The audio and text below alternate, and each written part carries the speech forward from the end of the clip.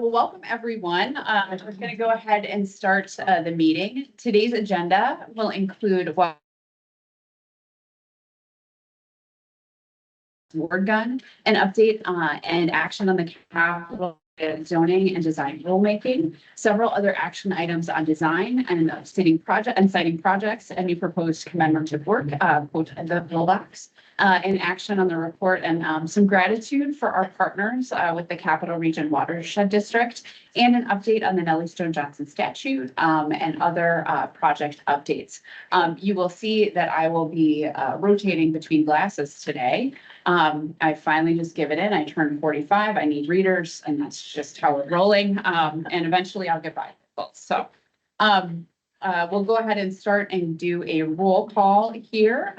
So please also just briefly introduce yourself, and we'll start with Dana Badgerow. Yes, Dana Badgerow, Vice Chair, formerly a lot of things, but CEO of the Better Business Bureau was one of my last steps. Wonderful. Dr. Kate Bean. You know, she's. I think she is. I believe so. James Garrett. You. Yep, I can see you. There he is. There we go. Okay. Good morning, everybody. My name is James Garrett Jr. I'm the managing partner of Formula Architects, and been a board member for a few years now. I can't remember exactly how many, but it's a pleasure to be here, as always. Time flies when you're having fun. Hannah Hill. Hi, I'm Hannah Hills. I am a mayoral appointee representing the neighborhood, mostly the Capitol Heights Block Club. Several members of whom are here today. Welcome. And the Good Neighbor group on Rice Street. Thank you. James McLean. Hey, good morning, James McLean. I also have to plead the time flies when you're having fun, because I also don't remember how long I've been on the CAP board. Governor appointee. I live in St. Paul, and I spend a lot of time at the Capitol for my day job, which is working in government relations for Health Partners. Well, thank you. Melanie McMahon. Good morning, Melanie McMahon, the Deputy Director of the Department of Planning and Economic Development, City of St. Paul. I'm Isaac Schultz. I represent House District 10B in rural central Minnesota, and I am serving in my third year on CAP board. Excited to be a House appointee and the appointee of Speaker Lisa Dana. Wonderful. Senator Pappas.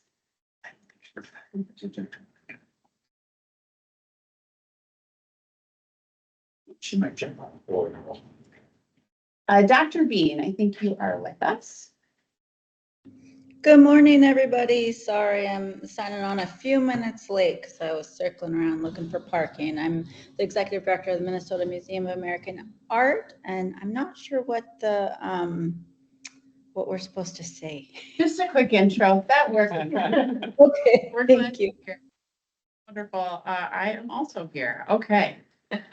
All right. And Representative Schultz, you're gonna, how many years? The entirety of my term. So this is, you know, anybody wants to be lieutenant governor, you got to get ready for the CAP board. So I am so happy to be here, and we've got a very long agenda, so I want to be able to continue to move us along. But first on the agenda is the approval of today's agenda. I'd like to suggest that we move item 8, the capital area stormwater management study, up to item 5, and move everything after the pillbox commemorative work back by 1. Is there a motion to amend the agenda? So moved. Second. We've got a first and second. Any discussion?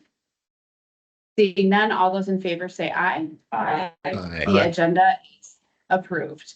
Let's move on to the first agenda item. We have a new board member to swear into the board, who is new to the board, but not new to the board, who's been advising us. Michael is replacing board member Alicia Belton and is a governor appointment. We know you very well, but please just introduce yourself briefly and tell us why you can't stay away from the CAP board. Well, I'll start with thanking you for the staff and the board for this appointment. It's very important to me, very meaningful. I'm a practicing architect, graduate of the University of Minnesota.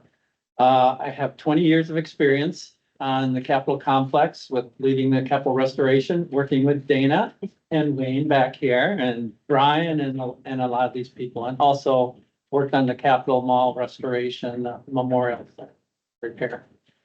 I think this would have been my 8th year as an advisor, but I am deeply committed to this whole Capitol complex and being a steward of it. So I'm really excited.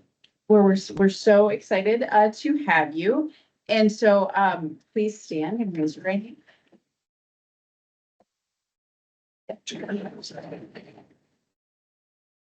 Do you, Michael Bjornberg, solemnly swear to support the Constitution of the United States and the state of Minnesota and to faithfully discharge your duties described in Minnesota Statutes 15B as a member of the Capital Area Architectural and Planning Board to the best of your judgments and ability?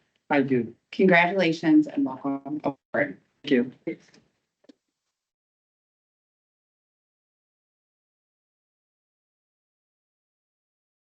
Change your name to. I know. I can fool it. No, I won't fool it.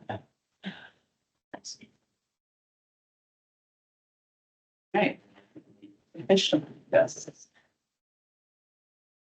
Excellent. Second on the agenda is an update and action item on the USS War Gun removal request and process. This item will be led by the new commemorative works planning fellow, Tina Chimozu. Is that correct? Yes, correct. Welcome, Tina. Please introduce yourself and tell us about this process. Thank you, Madam Chair. So my name is Tina Chimozu. I am married to Washington and we have 3 children. I have an undergraduate degree in architecture from the Malawi University of Business and Applied Sciences. That's where I'm from, in Malawi. I recently graduated with a master's in heritage studies and public history from the University of Minnesota College of Design, and I majored in historic preservation. I appreciate the opportunity that this fellowship with CAAPB Board has given me to immerse myself in Minnesota's rich history, culture, people, and policy. And I am honored this morning to be presenting before you, Madam Chair, all members of the board and the general public. Thank you. And next slide. So I'll be presenting on item 2 of the agenda, which is the USS Ward No. 3 gun. I will just do a quick overview of the topics. More detailed information on the USS Ward gun can be found from page 2 of the board packet. I'll begin with providing a brief background of the USS Ward gun, then quickly go over the application for removal process. Then I'll do a quick recap of the previous staff analysis report. Then go over the public comment summary and then proceed to the board resolution and next steps. Next slide, please.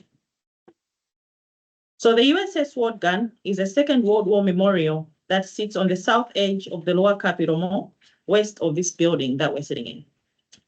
This large gun from a World War I era Navy destroyer fired on and sank an enemy vessel on the morning of December 7, 1941, during the war with Japan prior to the Pearl Harbor attack. The crew was made up of naval reservists from Minnesota. After the war, the gun was loaned to the Minnesota Department of Veterans Affairs by the United States Navy with an agreement that it would be properly maintained.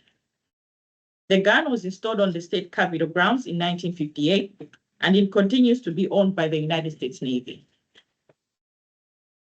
On August 18, 2024, CAAPB Board received an application from Randall Dietrich, Executive Director at the Minnesota Military and Veterans Museum, to remove the USS Ward gun from the Capitol grounds to the new Military and Veterans Museum at Camp Gridley.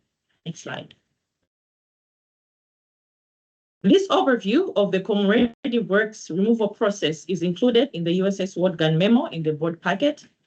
But I just wanted to note that we are currently on step 7 of the process with the red highlight, which requires for the staff to present a public comment summary following the first public comment period that was held from December to January of this year. This step will be followed by a board resolution on whether conditions in subpart 6 of the rules have been met for the application to be moved forward in the review process. And should the board vote to accept the condition, that conditions have been met, then a commemorative artwork review committee will be formed, which will review the removal request and make a recommendation to the board on whether to grant or deny the removal request. Next slide. Opportunities for public input throughout the process have been highlighted with a yellow star. Next slide. So prior to the first public comment period, whose summary I'll be presenting on, as you may recall, CAAPB board staff presented to the board in September 2024 the preliminary analysis and findings on whether the application meets one or more conditions in subpart 6 of the commemorative rules, in which staff determined that the application met condition C, which is highlighted on the screen, saying that the artwork has faults in construction or requires maintenance such that the Department of Administration is unable to properly care for or store the artwork. Next slide. And the preliminary findings were informed by the observations that have been noted on the screen. These preliminary findings, as well as the summary of the application, were publicly posted on the CAAPB board website as per the rules. Next slide. After the preliminary findings were posted, the next steps of the process was for the board to open a 30-day public comment period and hold one public hearing to gather input from the public on whether the application meets condition C of the commemorative works rules.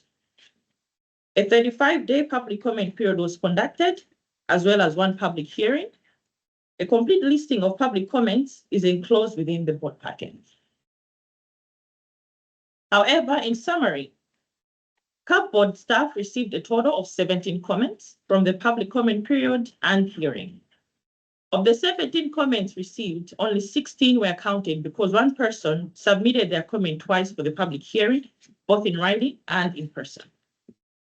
On the screen is an infographic showing an analysis of the 16 aggregated comments, and overall, none of the comments refuted that the request meets condition C in subpart 6 of the commemorative rules. Next slide. And so based on the staff's preliminary findings and public comments, CAAPB board staff recommends that the board accept that the criteria from Minnesota Rules 2400 to 2703, subpart 6, item C, have been met and vote for the application to proceed to the next step in the commemorative work removal review process. Next slide. However, Madam Chair, before proceeding with the resolution, per the rules, the board will need to open a public hearing to gather additional input on whether the application meets one or more conditions in subpart 6 of the rules and may advance for further review. And so at this point, I'll pass on to you the opening of the public hearing and later on to the board's executive secretary, Mr. Eric Sidalifdao, to facilitate the resolution process. Thank you, Madam Chair. Thank you so much for your presentation and for your good work on this. We appreciate it. So before we get to the resolution and board discussion, we'll need to open the public hearing. Is there a motion to open the public hearing? So Is there a second? Wonderful. Now the public hearing is open. Is there anyone who would like to speak to this issue? Okay, well, then now the public hearing is closed. Do board members have any questions or comments? I'll just quickly dive in. Absolutely. Yeah, I'm excited to see this process work its way out for the first time. And I think that we are soliciting the requisite amount of feedback to consider to move forward with this project. And so, you know, I'm very supportive of continuing this move. Thank you, Representative. Any other comments from board members? Okay, well, we'll go ahead then and move into the action item and I'll hand it over to you, Eric. All right, thank you, Madam Chair. So to summarize, basically the 2 bullet points we have up here, the full resolution is in your board packet, but that board's authorizing staff to convene a commemorative artwork review committee and proceed to review the artwork identified in the removal request and the applicant's proposal. And then on behalf of the Commemorative Artwork Review Committee, open a 30-day public comment period and hold one public hearing to gather additional input on the removal request. So it's essentially giving staff the ability to move forward, hold the Commemorative Artwork Review Committee, start the public comment period and hearing prior to that. Any questions? Is there a motion to approve the resolution? I'll make the motion. Absolutely. First one under your belt. It's been moved and seconded. We have a first and second to approve this resolution. Any discussion? Seeing none, all those in favor, say aye. Aye. Oh, we do have to do, we could for the agenda, but we do have to do a roll call. So, because we're hybrid, which is okay and makes it accessible. We'll vote by roll call. Executive Secretary Cedar Leaf Dahl, please call the roll. Thank you, Madam Chair. Dana Badger, Yes. Aye. Dr. Kate Bean, Aye. Michael Bjornberg, Aye. James Garrett, Aye. Hannah Hills. Aye. James McLean, Aye. Melanie McMahon. Aye. Representative Schultz. Aye. Chair Flanagan. Aye. Right. Thank you. The motion is approved. So back to Tina for next steps for the Commemorative Artwork Committee and timeline. Thank you, Madam Chair, and all members of the board for passing this resolution. So for next steps, the CAAPB board will be opening a 30-day public comment period on behalf of the Commemorative Artwork Review Committee to gather additional input on the removal request, disposition plans, and restoration plans for the site. A complete listing of proposed nominations for the committee have been enclosed in the USS Organ memo. Then later, the CRC will be convened and scheduled for a public hearing within the next 30 to 45 days. After that, then this application will be presented again before the board with the CRC recommendations and other additional information. And so with these remarks, Madam Chair, this marks the end of my presentation on the USS Organ. Thank you. Wonderful. Thank you so much for your presentation and walking us through that timeline. And thank you to board members and others for serving on the Commemorative Artwork Review Committee. As Representative Schultz said, it's exciting to see this process that so many people worked on being rolled out and utilized in the way that it was intended. So next we have item 3, an update on the capital area zoning and design rules. This rulemaking update will follow the Administrative Procedure Act and will have opportunities for the public and board to give input on the proposed updates. This item will be led by Cecilia Kim from Opticos Design Inc., Peter Musty, our Principal Planner and Zoning Administrator, and Eric Cedar-Leaf Dahl, our Executive Secretary. Welcome, and please introduce yourself and proceed with the rulemaking item. Right, thank you, Madam Chair. Cecilia is online. Cecilia, if you can, oh, there, your video is on. So if you want to introduce yourself first, Cecilia, and then Pete, and I can get going. Sure. Thank you, Madam Chair and board members. My name is Cecilia Kim. I'm the planning manager at Opticos Design. We are the lead consultant on this team, working primarily with Eric and Peter on CAAPB board staff for this effort. I have over 20 years of experience in the consulting arena, working with jurisdictions and other public sector entities such as CAAPB board. And in the midst of those 20 years, I also obtained a doctoral degree researching form-based codes and comparing them with the Euclidean zoning codes. So with that, I will hand it back over to Eric to start this presentation.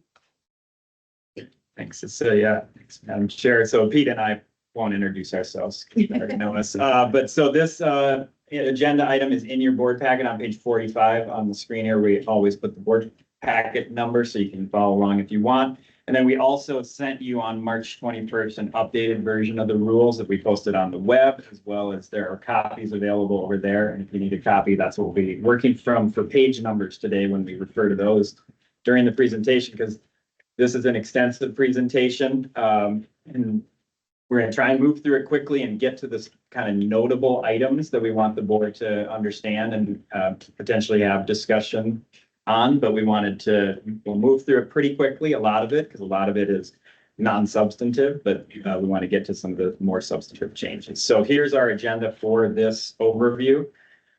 When we had put the packet together, we were thinking that we had asked the board for an action today to move forward in rulemaking, but after further discussions with stakeholders and board members, we've decided that we're going to recommend that the board is not being asked to approve the proposed rules today, but that really direct staff to continue to do more work with stakeholders.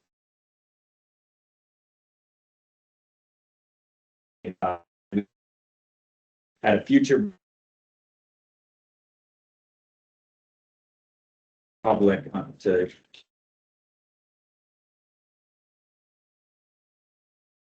so with that, okay. Various zoning and design rules is Minnesota Rules 2400. It's a regulatory document adopted by the CAP board focused on preservation and growth in the capital area.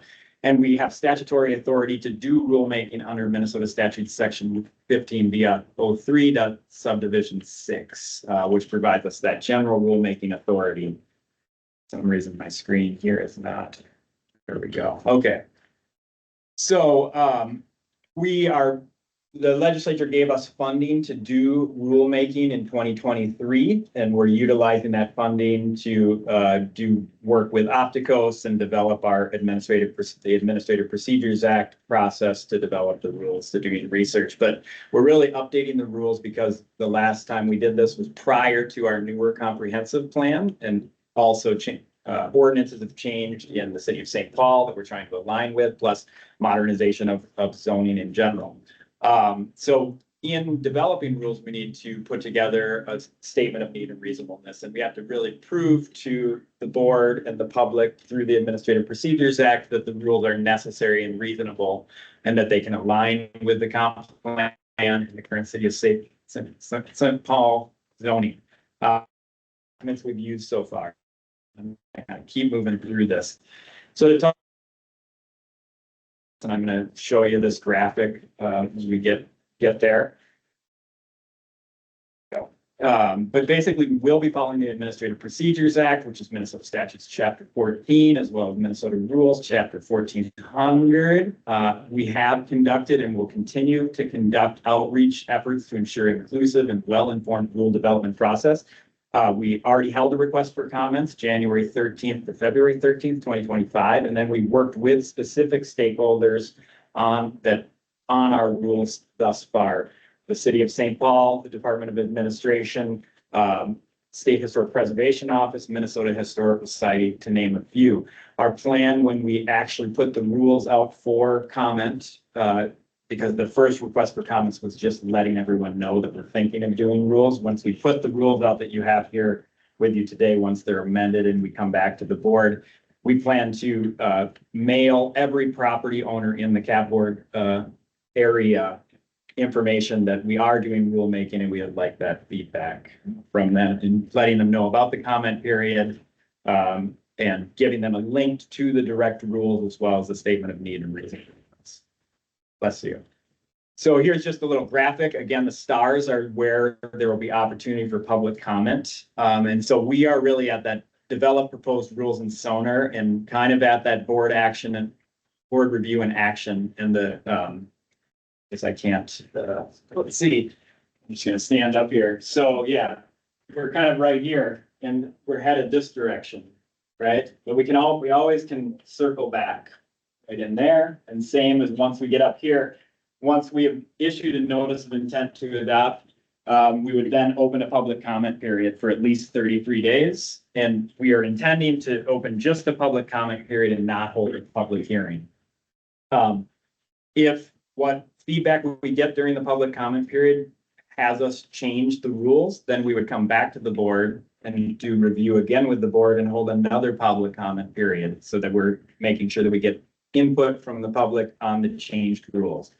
If once we've gone through that public comment period, the board agrees that we should move forward to the next step, then we would send it to the administrative law judge, who would assess the comments, all of our responses to them. And then we'd bring that back to the board and say, here's what the ALJ thought. Do you think we should go with what she recommends the changes are, or should we put it out for public comment again? So there's a lot of opportunities for circling back, and we're going to guide you along this whole complicated process. But the key here is that there's lots of opportunities for the public and stakeholders to have input on these rules and that the board has certainty around that. So a little quickly on this, and then we're going to hand it over to Cecilia so we can actually get to the rules. But so again, I mentioned they provided funds that do expire this June 30th, 2025. But CAP board will still have the funds to move forward with the rules regardless of these funds that were specific in helping us do research and development of the rules. To do the administrative rules process, we still will just use our general fund for that. We are again focused on attaining consistency with the comp plan, clarity, correcting errors, and identifying elements that needed to be added in the future. I would expect the rulemaking to be complete in about 4 to 8 months from now. And that bottom was kind of our original attempt to do an aggressive rulemaking to try and get it done before the budget ran out, but we're still able to move forward on that. So with that, I'm going to pass it over to Cecilia, who's going to go over our general approach and then the groupings of rules, because some are general clarity, some are about intended form, flexibility, and then we'll get into some notable items and then potential comment. And then board discussion, which we are very hopeful that if you have any ideas or direction for staff today, as we go and work more with our stakeholders and with the public, we're happy to get advice today. Great. Thank you, Executive Secretary. I am going to turn off my camera so that I can conserve bandwidth. If at any time you would like me to slow down or stop for any comments, or if I'm breaking up, please let me know and I can go back and go through it again. So the approach that we took to make these proposed changes to the draft rules really focused on 3 key aspects for use and implementation of the rules. These are to make the rules more generally clear, as well as more clarity about the intended built form of what might be developed in the capital area, and then also to incorporate greater flexibility in the standards of the rules. To be clear, there were no major built form changes. Specifically, there were no changes to height limits and no rezoning was done in this effort. Next slide. So general clarity, these proposed changes were really clarity in the intent and requirements of the rules, as well as to reduce any ambiguity and misinterpretation through any subjective standards. These changes generally include relocation of text, such as definition and parts, to better flow the structure of the document, removal and addition of definitions of terms that are no longer used or added to this chapter, update of graphics for consistency in graphic style and legibility, as well as modernization, incorporation of references to Minnesota statutes, as well as other parts in the rules, and better alignment with other relevant planning documents, as Executive Secretary laid out previously, the comprehensive plan, as well as the City of St. Paul's ordinances. Next slide. The clarity about intended built form, these are based on best practices and form-based codes, which are really intended to help create a more predictable and efficient regulatory environment, to promote desirable built form outcomes for the capital area, and to enhance the effectiveness and usability of the rules, especially for staff. These proposed changes generally include consolidation of building types, addition of frontage types as descriptive and illustrative standards, addition of massing and articulation standards that address building design at the larger scale, addition of parking configurations as descriptive and illustrative content, and also some renaming of topics and items to clarify their intended build form. Next slide. The third approach, flexibility in the standards, are to be consistent with the 2040 Comprehensive Plan policy to encourage diverse development, affordable housing, or infill development. These changes are addressed in the changes to lot width requirements, lot coverage requirements, lot size requirements, as well as off-street parking requirements and certain standards that would limit certain demographics from residing in the capital area. And we will get into these details later. Next slide. The proposed draft rules are in your board packet as attachment A. The updated version dated March 21st is also posted on the CAP board website, emailed to board members, and are available as a hard copy today. If you look at this updated version, it does highlight additional changes per comments from stakeholders, as well as some minor grammatical changes. Next slide.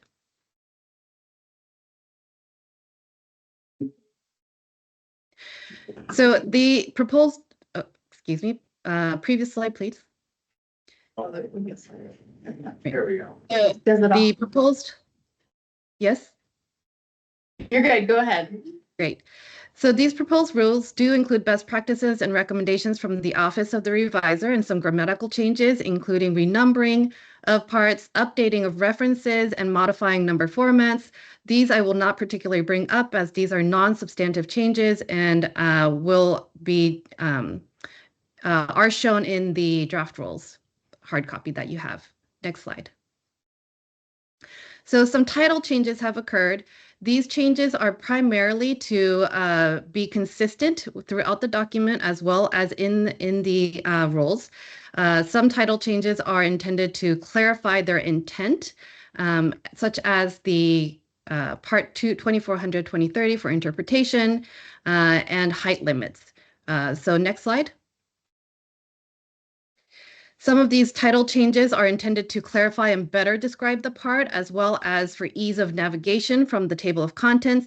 For instance, these three parts at the top were simply named scope, and without the additional text, you would not know which scope you would be looking for. Next slide.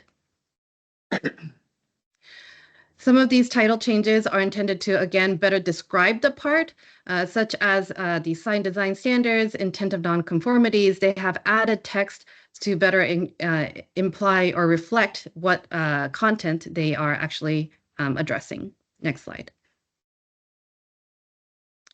There have been some changes in the table text, and this particular table, the table of permitted and conditional uses by district, have some additional text changes that are meant to clarify what is currently already in that table. I will not go through each of these separately, but just bring them to your attention. Next slide. Some items have been removed from this particular table, and with any removal of items, they have been replaced with like content or more clear content. Next slide.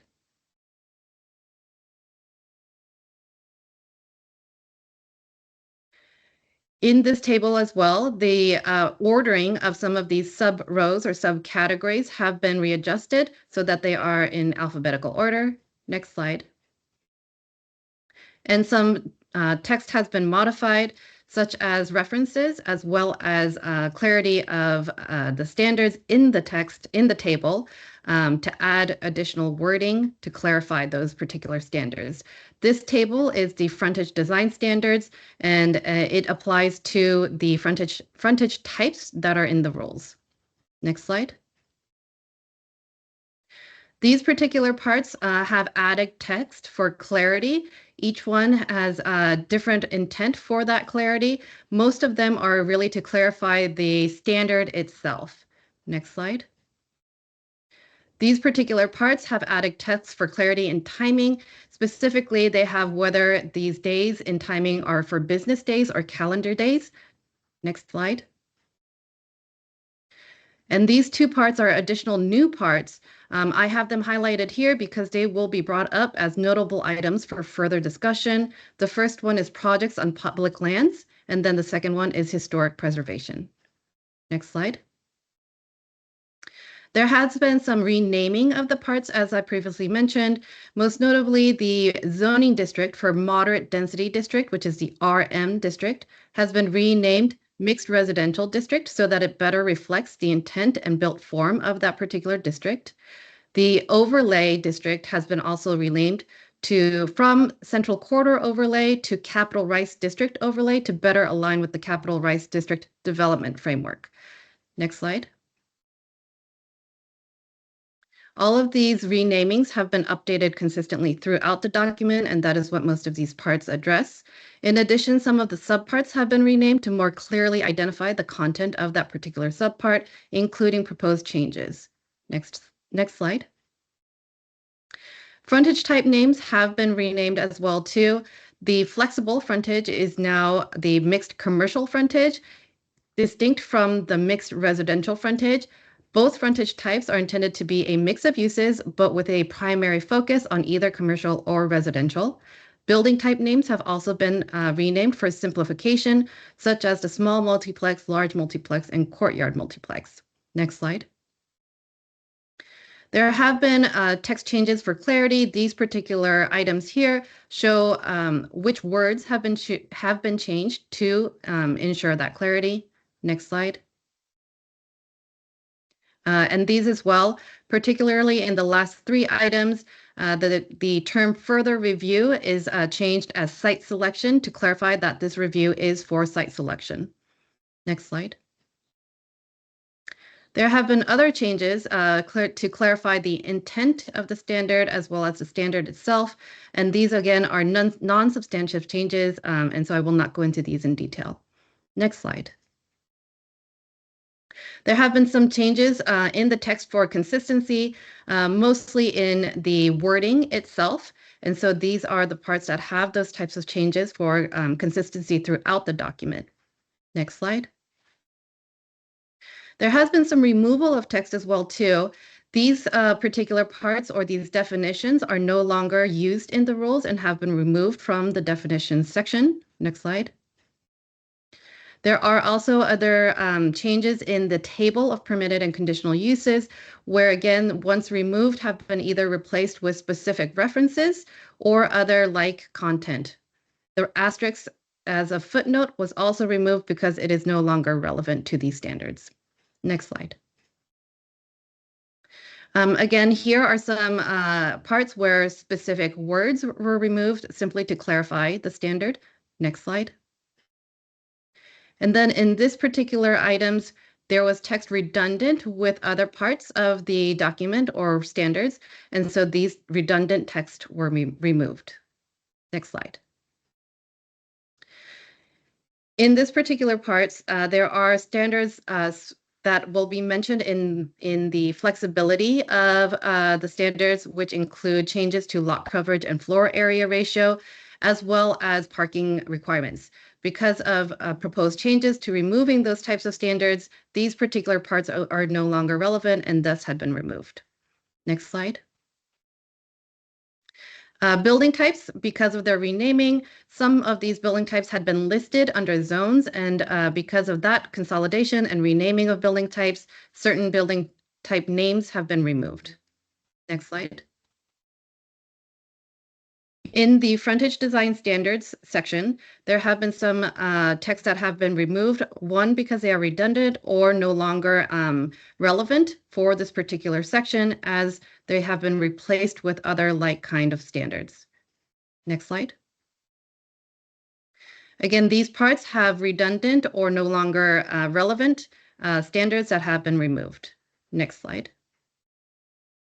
These 2 items where the removal of text has been regarding exceptions to state buildings regarding stormwater management standards. They are highlighted because they will be brought up for further discussion in the notable items section of this presentation. Next slide. So again, relocated text, a lot of this is non-substantive change. All of the relocated text has no changes to the content itself. It simply has been moved from one part of the document to another for better flow of the document, as well as for better consistency and clarity in where those standards apply.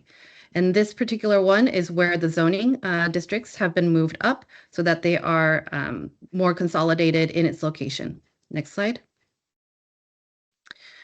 Likewise, these parts for each zoning district have been relocated, as well as this particular part for loading space requirements to change with bicycle parking requirements. They have simply been reordered and not changed in content.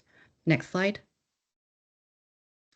These definitions have been moved to be grouped under certain definitions. This is a process that is called nesting definitions and has been found to be easier to navigate to certain terms in definition sections. With that, I'm going to move through these very quickly as a lot of this is non-substantive change. And again, there's a lot of, there are many terms that have been moved to be grouped. Next slide. More groupings of definitions. Next slide. So this relocated text, again, is from certain parts of the rules that actually have definitions and have been moved into the definitions section. Next slide. These are relocated items from particular sections that have been relocated to either consolidate them with like content or are no longer relevant in that particular section. Next slide. Same as the previous slide, these have been relocated to more appropriate locations for the flow of the document. Next slide. These standards are stormwater management standards that had been in each of the different zoning districts, and they are now consolidated under stormwater management standards, and you will see how these have been consolidated under our discussion for notable items. Next slide. There have been new definitions. I will not go into each of these terms separately, but each of these have been added to clarify a term that is currently used in the chapter. Next slide. Again, these are definitions to clarify terms that are currently in use in the rules. Next slide.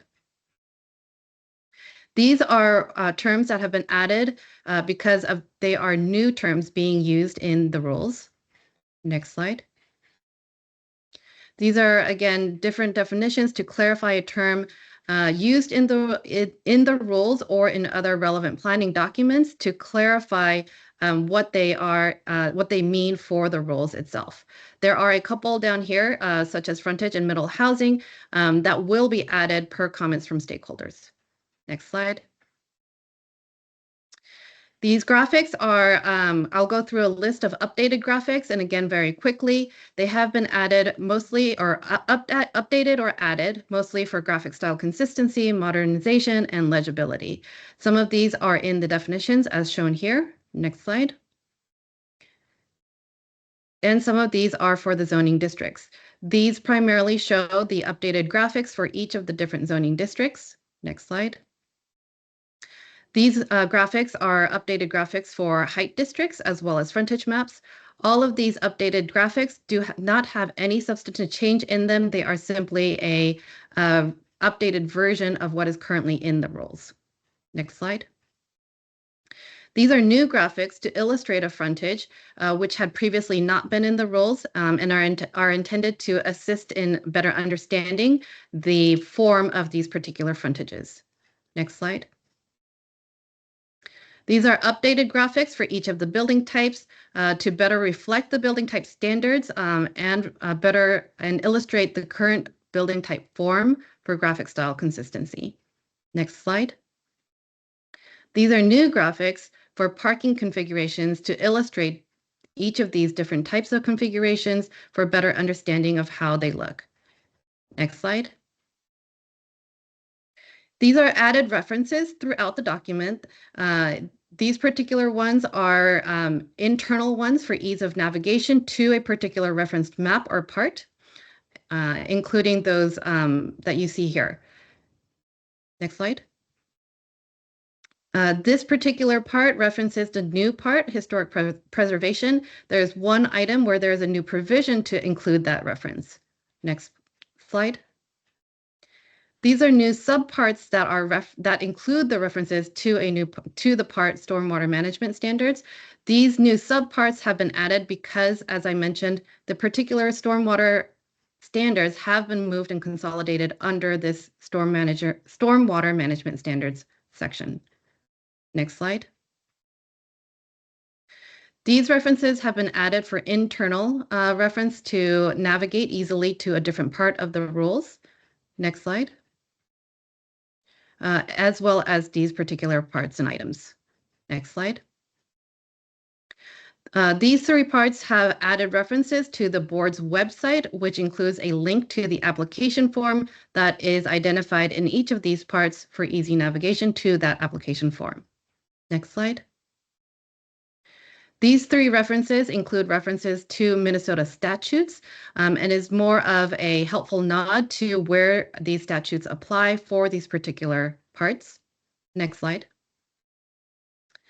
And again, here references have been references have been added where necessary to provide better navigation of applicable standards. Next slide. And here we have standards that are intended to better align with relevant planning documents. There are more standards than are listed here, but these in particular are primarily intended to align with the Capital Rights Development Framework, as well as the 2040 Comprehensive Plan. Next slide. There are some changes in the standards to better clarify what is intended as the built form in the zones. And these three parts are changes in the zones standards. Next slide. These are changed standards in the frontages section to clarify the intended form of the frontages, particularly the frontage type for mixed commercial frontage types and mixed residential frontage types. Next slide. There are also additional standards that have been included to better clarify the form of the civic frontage, as well as some dimensional standards for porches and balconies. Next slide. These additional texts have also been provided to clarify the location and type of parking allowed in a certain district, as well as new standards for blocks to provide walkability and reinforce the development pattern consistent with the Capital Rights Development Framework. Next slide. There have been new parts and subparts added to frontages, new part added to frontages to clarify the frontage types. There have been new standards added as massing and facade articulation to generate better quality building form and design consistent with the character of the capital area. And this primarily addresses the larger block type building forms. A new part on parking configurations, as I mentioned before, to better describe and illustrate different configurations of parking. Next slide.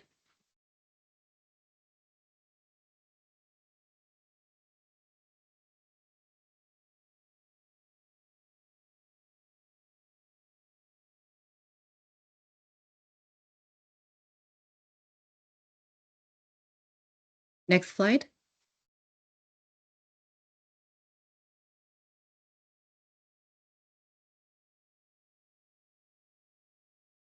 I'm not seeing the slide moving. Is this a technical error on my part?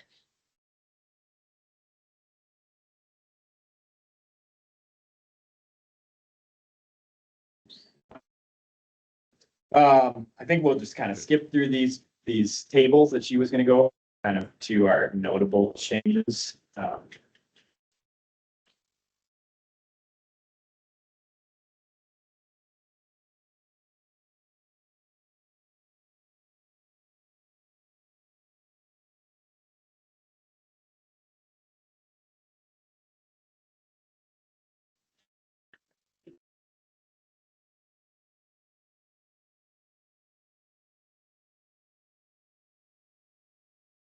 I just lost. I can't forward. Opportunity to bring it back to minute, that we should have Wi-Fi in this facility. Sorry, everyone. You text. I can hear you now. Can you hear me? Yes. Okay. So I heard You that hear you us, would Cecilia? be, yes, that you want to skip to the notable items. I think we were just worried about that you had disappeared, so we can keep going where you were at, and then we're pretty close to the notable items. Yes, we are. We only have a few more left. Thanks for bearing with me. These next few slides are about incorporating flexibility in the standards, primarily with the removal of some standards, as you can see here. These particular parts are with the removal of standards that would prevent certain demographics from residing in the capital area, primarily related to congregate living facilities. While it is not highlighted here, CAP board staff will be bringing that up as other notable item to discuss. Next slide. Some texts have been modified to provide greater flexibility in certain uses, as well as flexibility in the requirements for the application. This last one is a new part called adjustments to provide greater flexibility in compliance with certain rules due to physical conditions that would create a barrier to actually compliance with those rules. Next slide. And with that, I will hand it back to you, Executive Secretary. Great. Thank you, Cecilia.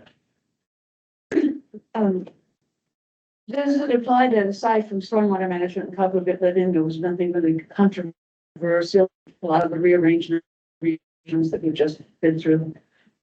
Madam Chair, Board Member Badgero. So we're going to go through some notable items that we've heard from stakeholders that we've wanted to further work on beyond those two items. So we'll go over those, but really for a majority of those, no, there really wasn't much. As we rearrange things and redefine and bring terms to be current, those are relatively non-controversial. Yes, correct. So before we get to those notable items, I just wanted to kind of just talk about the statement of need and reasonableness and what's required in it and what CAP board staff will need to show we've done as part of this rulemaking. As you can see, it's very comprehensive, even though it's just moving things around and providing some more clarity on definitions and hopefully more usability. Really, our intent was to find a way to make the rules more usable for users, really, when they're accessing our rules around zoning in the capital area.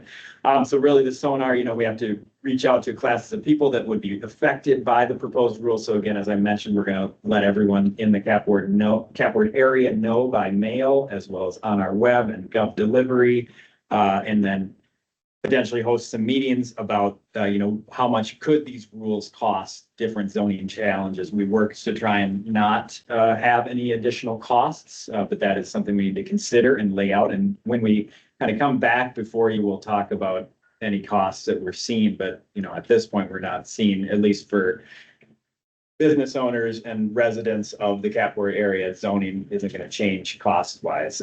Possible probable cost to agency and other agencies of implementing the rules. I think we'll get to that as we continue to work with our partners on that. Determination, discussion of whether are less costly, less intrusive methods for achieving the proposed rules. We have to look at that. I think, because we are the zoning authority, there's not much less costly to changing zoning rules, but I think again, it's about our partnerships and conversations with our stakeholders.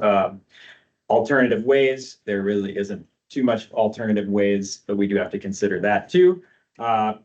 Estimated probable cost of complying with the rules borne by identical categories of people, such as separate classes of governmental units, business and individuals. So again, looking at that.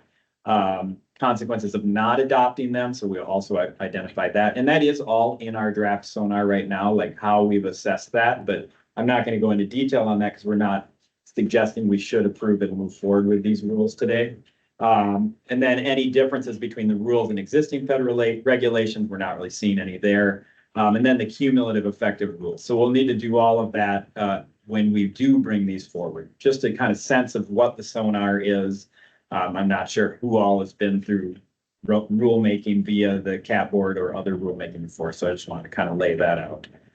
So that brings us on to notable items, and you'll see it here. Try to get the page number on there, but it looks like that one went over. So that's page 127, and that's of the rules that we are available in hard copy over there today, or they were emailed. They're on our website. And so this is projects on public lands, and we wanted to highlight this based on discussions we've had with our important stakeholders, and we may hear from them today. I'm just gonna get to page 127 myself. But essentially what we are attempt here to do is to reference, because when you're doing rules, you can't restate statute. So we weren't attempting to restate statute. We were really trying to provide clarity for a user of our rules of what CAP board statutes are. And so our intent was to have it be a reference essentially to our statute. And those statutes on there of 15B05, that's our comp plan. So what our comp plan contains is 15B05, the design competition. So what is required when designing major structures on the Capitol grounds, that's 15B10. Then we've also got the advisory committee on architecture and planning, and so the process of that, and that's 15B11, and then 15B17 is capital area proposals. And really, our goal here was to not add a new layer of bureaucracy in getting projects through in the capital area, but to provide that clarity of what CAP board's role is in statute without restating statute, directing a user of our rules to that statute. So was really our goal here. And so that was staff's perspective on why we included those. And again, we're open to discussion on if it should be included or not, and open to working with all of our stakeholders and you all as we go through this process. So that's one of the first notable items. Then Cecilia's going to talk about stormwater management if she's still there, and that's on page 85. Unless anyone has questions, we do have time for a board discussion after, so we could kind of get through the notable items. I want it to be kind of a little bit free flowing if you want to discuss. But otherwise, so that's on page 85. Go ahead, Cecilia. Sure. Great, thank you. So as you can see, these particular items under stormwater management standards, item A, sub items 1, 2, 3, have been pulled from each of the different zoning districts and consolidated into this section without any changes, except for where it says for less than 1/4 of an acre affected by development. So these particular standards are not changed from where they are currently, except for that one parameter of being a 1/4 of an acre or less type of project. Next slide. That's just for item A. Right. Right, of that. Just for clarity there. Yes. And then these two particular items, B and C, are currently in the rules under stormwater management standards as item A and B. They have simply been renumbered because of that additional item A being included in here. The changes here are the strikeouts of the exception to the state of Minnesota buildings and facilities. And this is what we would like to discuss with you today. Regardless of the strikeout, the City of St. Paul Public Works Department standards for stormwater management plans are applicable to projects of 1/4 of an acre or more. And any projects larger than that are subject to CAP Region Watershed District standards and plans. With that, I will hand it back to you, Eric, or we can move on to the next item. Okay, yeah, thank you, Cecilia. So again, our intent here was to not add another layer of needing to come before the CAP board to get approval for stormwater, but that merely as projects come forward, that our partners work with staff to show that they did work with the City of St. Paul or the CAP region, depending on the size of the project, to consider stormwater and follow their rules. And so that was really our intent there. Then I'll move to the next one, and we can definitely come back to these. Pete's going to talk about historic preservation, which is on page 127. Great. There's also a definition of historic I think property. it might come up on the next one. So if you want to Go ahead, one. just see, I'm not sure if it does. No, I think Okay, we can talk about this. And yeah, we can- in the definitions, you can look it up by alphabetical order. I'll find the page. Thank you. It says historic property. That plus this language was reviewed and provided, some of it provided by the State Historic Preservation Office. And generally, there is a role that we play in protecting all sorts of resources, historic and cultural resources, early in projects. We work with admin. Admin will identify them before we will, very often, and we will as well. It's just an ongoing partnership to do that. We have some new tools, cultural landscape report, now a historic district being proposed. We have a lot of more formal tools we can use and refer to at the beginning, kind of in a triage process at the beginning. And again, not to add a review, we're not going to create a Heritage Preservation Commission here. We are by default the Heritage Preservation Commission through an exemption in state law. The St. Paul Heritage Preservation Commission is exempted from operating inside the Capitol. So it does fall to the Capitol, the Capitol. So we have several things saying, okay, we would like to, or what we would like to do is add more rigor to how, and more predictability, not just for the state of Minnesota, but for all of the capital area stakeholders and landowners and developers. And several are coming up for review. We want to be very clear with them that we're going to be analyzing projects at the very beginning.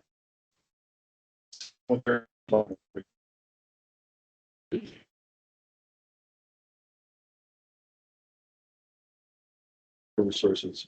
We're going to work identify those. In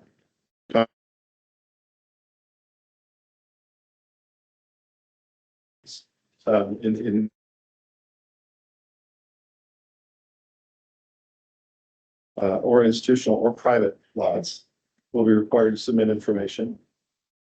The second is to say if at the applicant's expense, we may require documentation that identifies properties. And in order to assess the impacts better. And then we also then we have, as we have in the past, referred to State Historic Preservation Office. And then the third is just to make clear that that information, like we do for advisors, we make all of this information available to advisors so they can inform you. We are going to be using that information to inform the board and advisors in their reviews, which we already do, but we want to just add some rigor and formality to that step, and that we're going to do it early in the process. We're not going to wait and then identify the resource later after a project's been proposed. So we're going to be more proactive. That's what this says. That's what this targets. Thank you. Here's our reference to the comprehensive plan that Peter was talking about historic significance in the CAP board, HBC, working closely with SHPO and City of St. Paul to evaluate the impacts of new developments in the capital area related to historic resources. So that was kind of some of our impetus behind applying that language in the reports. So then we have a couple other notable items. Can't remember, Pete, were you talking about these? Yeah, I will mention the city's city came in a little bit. This has been a quick process, and the city's been really collaborative. And from administration has added comment. Historic Society has added comment. Our major steward partners here have helped us, and the city has provided some. Two issues, we still need to do more work. One is the parking requirements. We can't just take them away. There is a recommendation to the city that we do look at taking minimums away, but that maximums should be put in a flexible way. So we just haven't gotten to that with them to collaborate on how that should be written. We wanted to align the ways the city is doing parking requirements. The second thing is the third point there is the congregate living. Same thing. We right now, the current rules, the city has repealed their congregate living standards and rewritten them. We in the draft rules here have struck ours, but we haven't yet proposed new congregate living standards. So we need to do that. That was a good reason for us not to be bringing forward approval today. We still have work to do with the city to get that language in place. And then the third being updated with building code and state law and nonconformities. There's some things that they caught for us because they work with building code a lot more to make sure that we are up to date. References to UBC or not references to UBC and some other things like notice periods. So those are smaller, they're substantive for applicants, but we want to get those right. So those are the three that the city's really brought forward, and one reason we're pausing this. Thanks, Steve. And yeah, so those are some that we're specifically going to keep working with the city residents and other important folks in the capital area to keep working on those. And just clarity on the parking maximums, the parking related to that does not involve Department of Administration parking, right? That would be private parking outside. Yes, Just right clarity now, there. the state does a district approach, and we are not changing any requirements for the state on parking. Okay, and so here is that language that we had struck around congregate living on page 100. And again, so that going in the direction of what the city already has adopted, but we now are working with city planners and city staff on what we'd like to bring forward there. And I think also working with the neighborhood. So those are some of the notable items. That's just the second portion of it, third portion of it. So we can go back to any of that specific language or pull the language up, but I also wanted to pass it back to the chair, or we've got some potential comments, and then we can have time for board discussion and questions. So you'd like, Madam Chair. Well, thank you, Cecilia, Peter, and Eric, and Cecilia for walking us through that very detailed presentation. I appreciate it. So we're gonna, I think it'll be helpful to have a discussion on these proposed rules. The Department of Administration is here to give comment, and so Commissioner, I just invite you to come to the table and share your comments with us. And please introduce yourself. Sure. Thank you, Lieutenant Governor, Chair, and board members. I'm Tamar Brumbaugh. I'm the Commissioner at the Minnesota Department of Administration, and we appreciate the opportunity to work with Secretary Cedar Leaf Dahl, as well as board staff, to go through all of these proposed rules in detail. We certainly support clarification and consolidation. There are a handful of things that we need to continue to work with board staff to make sure that the Department of Administration statutes, whether it's on historic preservation, both federal and state standards, the Department of Administration is charged with taking care of all the buildings on the Capitol complex, or the state-owned buildings on the Capitol complex. We're also charged with taking care of the Capitol, and we also have within our jurisdiction parking facilities, parking ramps, many things, all the groundskeeping. So we want to make sure that these rules are consistent with the statutes that already dictate how our work is done. So we want to continue to do that work. Some of this is certainly consistent with your 2040 plan. My understanding is we may not have had the opportunity to weigh in as much during that process because so many of our leadership in the roles that could have provided that input were deployed during COVID for COVID emergency work. So this is our opportunity. We appreciate you reaching out in the last couple of weeks to get us started on that process. And we would like to resolve as much of that as we can before this goes through that formal process at the Office of Administrative Hearing. So we're continuing to work with staff, and we want to make sure that the rules don't contradict statute. We want to remain nimble, agile, responsive, and work within the budgets we're given by the legislature to do that work. And we want to make sure these rules in certain places don't inadvertently get in the way and create a barrier. Again, not that anyone here wants that to happen, but we just want to make sure that that's not happening unintentionally. So we're going to continue to work with staff to make sure that gets done. And happy to answer any high-level questions if you have, or my staff. We have Assistant Commissioner Wayne Wazlowski here, as well as Assistant Commissioner Jesse Held over Facilities Management, and Wayne Wazlowski over Real Estate and Construction. So we do so much of our work here, and we love the work we do here. We have so much pride in the work we do here. We want to make sure that our statutes continue to serve the purpose they do, and we're responsive to our stakeholders as well. Any questions from the Commissioner? Great, Ms. Helston. Thank you so much for being here today. Just so that I can better understand kind of the concern, especially regarding the stormwater management. I am just curious how, from my understanding, you already do comply with Minnesota standards for that. Can you kind of briefly explain how, I guess, putting it in writing that you do might change the work that you do?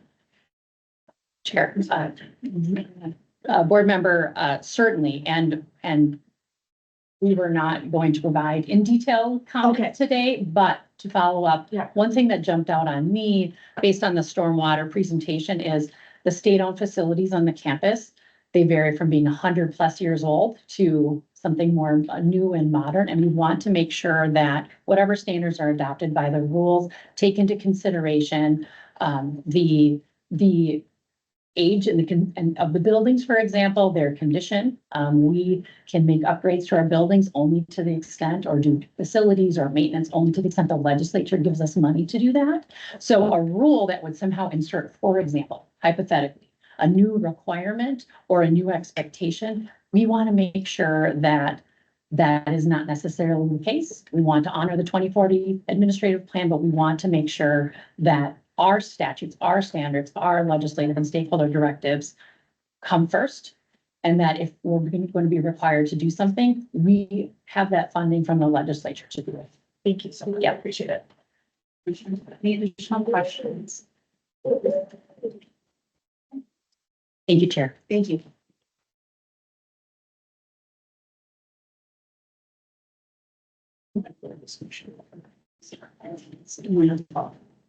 So I think now is probably a good time for us to move into board discussion.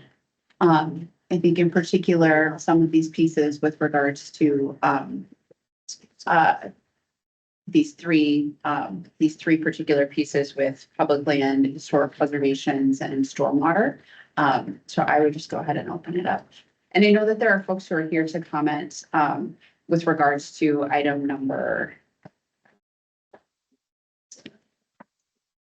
8. Item number 8. And so I want to just let folks know, I know that you're here and you want to comment on this one specifically. Item 6. Item 6, The okay. congregate. Yep, and the congregate living and the one particular, this is for one facility. What we are discussing here, and I anticipate would have a larger discussion about making that change. We will have an additional meeting to be able to discuss that, to make that change. So just want to name that in this space. Okay, for discussion. Yes. I'd like to make a general comment. I want to acknowledge the staff and their consultant for the efforts they've made on this to bring clarity and reduce the confusion of some of these things. It's been a Herculean task to go through this much, and define terms and add visual things that help it.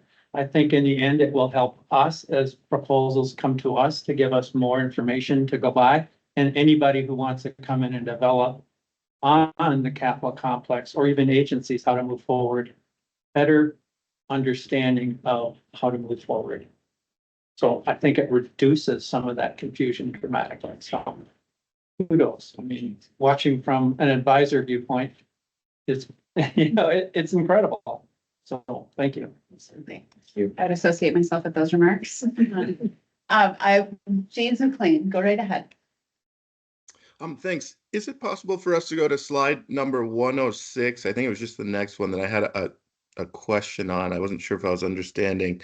Oh yeah. So on item 3 on this slide, I'm having a maximum of 100% of a lot.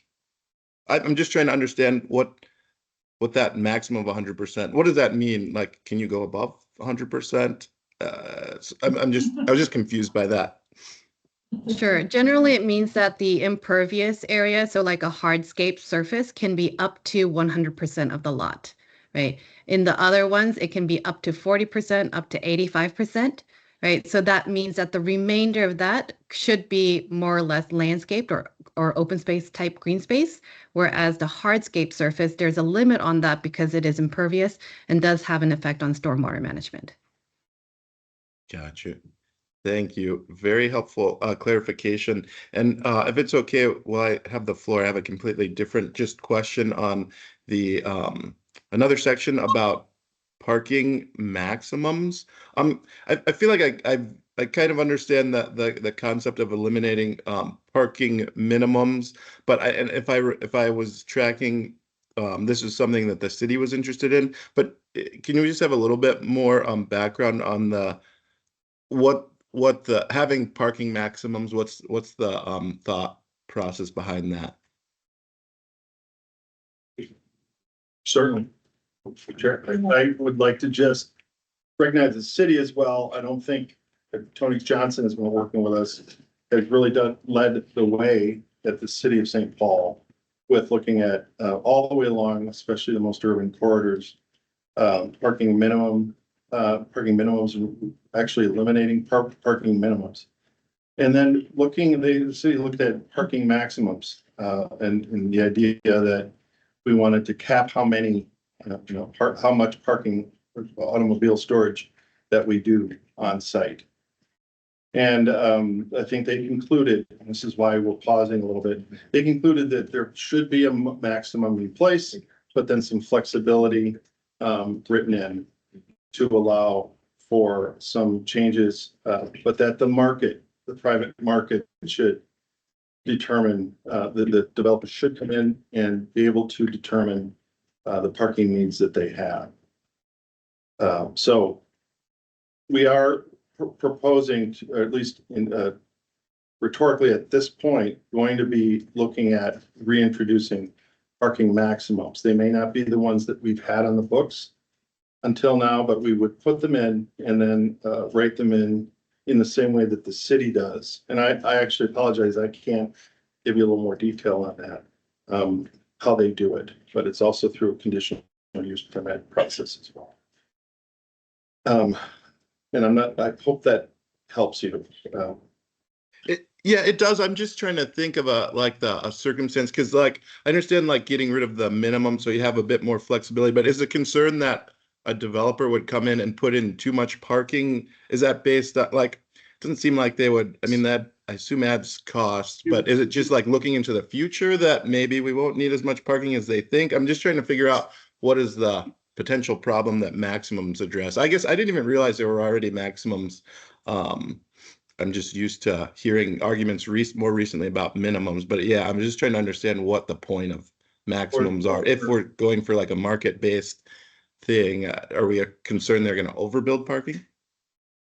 That would be the concern, that we would have a small building and a lot of parking. Sears. For example. Without singling out property that we have. Gotcha. That we'd have a single building, a one-story building, and then it's a pattern that we've seen along University, for decades. And so that putting the maximum in and then being able to negotiate that would allow us to catch that, and not just as of right, allow developers to build more parking than they would ever need. And so that why the maximum. Thank you. Thank you, Madam Chair. I'd like to echo what Mr. Bjornberg said about just how awestruck I am at the level of detail that goes into this. I've been learning a lot over the last several days. And I want to express gratitude to staff for hearing concerns and being willing to be flexible on moving forward, and for offering a secondary route to kind of slow things down and look more into detail at this. I'm really grateful for that opportunity. So thank you.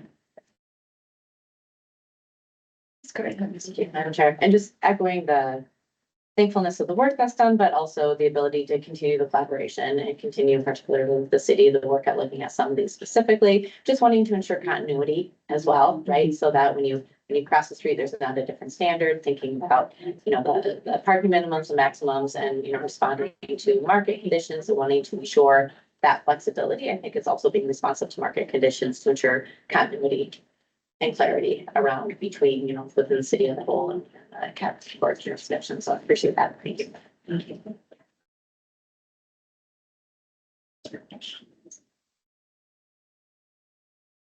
Yeah, great. Thanks, Madam Chair, and thank you, board members. Really appreciate the comments and accolades. Thank you. I think, we still have a lot of work to do with this, with our partners. I think if, as we kind of laid out what we thought, how we approached our intent with some of these notable items. If, over the next month or two, as we keep working on these, if you, have any recommendations or would like to discuss with us directly, we would welcome that, around some of these three specific topics, around stormwater management, project and public lands, and historic preservation.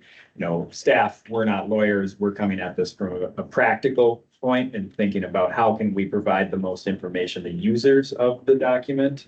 But I think we'd love more perspective from board members, stakeholders, legislators, on, what kind of impacts are we maybe not seeing when we put this language forward. And that, depending on what the board decides if we decide to move forward with this language in the APA process, that also could work it out, but it'll be in a more out of the board's hands, I guess, because once it gets handed off to the administrative law judge, that's really in that domain until it comes back to us. We can make a decision still.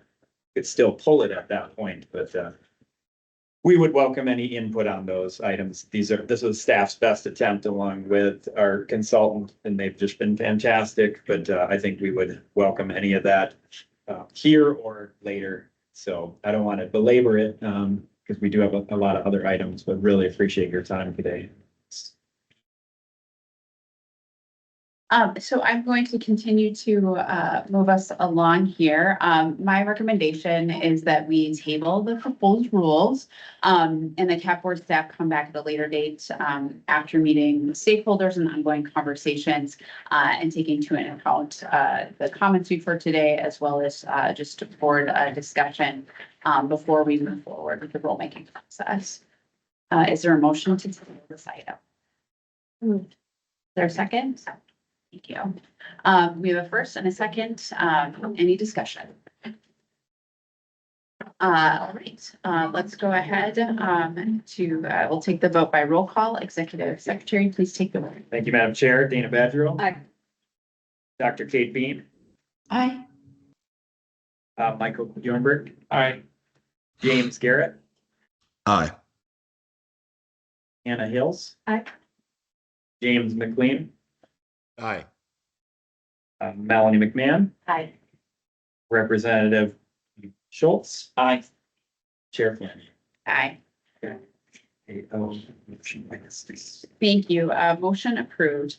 Back to Cecilia, Peter, and Eric for next steps in rulemaking. Okay, yeah, I think maybe I'll just kind of skip past that really, since we've talked a lot about this, but really essentially, we're going to go back and work with stakeholders. And then again, once we do go into the rulemaking process, we do have a whole plan laid out in our statement of need and reasonableness, which is in your packet for additional outreach, because really that's our key there is making sure everybody in the CAP board knows about this or any affected parties do know about this. So we'll be doing that in the official rulemaking, but prior to that, we'll be going and working with our partners and stakeholders to come back to the board in the next couple months on that. So we look forward to that. Thank you. Thank you. Heavy lift. All right. So next we're going to move on to item number 4, which is an application for the commemorative work called the Pillbox. Commemorative Works Planning Fellow, Tina Chimozu, please proceed with that. Thank you, Madam Chair. So I'll now be presenting on the application to add new commemorative work to the Capitol grounds named the Pillbox plaque. I will provide a brief background of the subject and then go over the application to add new commemorative work process. And then I'll present findings from the preliminary staff analysis and report. And then we'll proceed to the board resolution process and next steps. Next slide. Yeah. So the downtown baseball park, also known as the Pillbox due to its small size, was a historic baseball venue in use from 1903 to 1910, located at 12th and Robert in St. Paul, which is just across from the Freeman Building where the Capitol CAP board currently resides. So the Pillbox served as the home field for the St. Paul Saints, a minor league team, and frequently hosted the all-black St. Paul Gophers, also called the St. Paul Colored Gophers, until the park was abandoned in 1910, leading to the team's decline.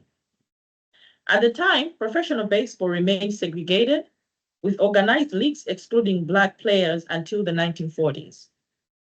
Beyond baseball, the pillbox hosted events such as speed skating in winter and professional wrestling in summer. Today, the site is occupied by a laboratory building for the Minnesota Department of Health and Agriculture, located near Spaghetti Junction. On December 18, 2024, CAAPB received an application from Stu Thornley of the Hassel Hall Chapter Society of American Baseball Research to add a new commemorative plaque for the pillbox at the ballpark's current location on the Minnesota Department of Health and Agriculture building. Next. The complete slide showing the application for the new addition from the Minnesota Rules 2400-2703 are enclosed in the pillbox memo within the board packet. However, I just wanted to note that the application is currently on step 5 of the process, which require for the CAAPB staff to post on the CAAPB website the application summary and staff's preliminary findings on whether the application meets all conditions for adding new artwork, which can be seen on the next slide. The application and preliminary findings were posted on the website in February this year and are now available for public access. And similar to the USS Ward Gun process, the next step would be for the board to open a public comment period to gather input on whether the conditions for adding new artwork have been met. And again, opportunities for public input throughout the process are highlighted with a yellow star. Next slide. On the staff preliminary findings on whether the application meets all the conditions for adding new artwork, which are on the screen, the following were the staff preliminary findings. Next. Based on the applicant's detailed documentation of the ballpark's significance to Minnesota's baseball history, CAAPB staff determined that so far the application meets all the conditions in subpart 2, which were in the previous slide. Information on the detailed analysis, which informed the determination, had been within the pillbox memo. Next. And so, following the staff's preliminary findings, the rules require for the board to open a 30-day public comment period to gather input from the public on whether the application meets all the conditions in subpart 2. And so at this point, Madam Chair, we need for the board to make a resolution to open the public comment period and hearing. I'll therefore hand over to the Executive Secretary, Mr. Eric Siderlich-Dow, to once again facilitate the board resolution process. Thank you, Chair. Thank you.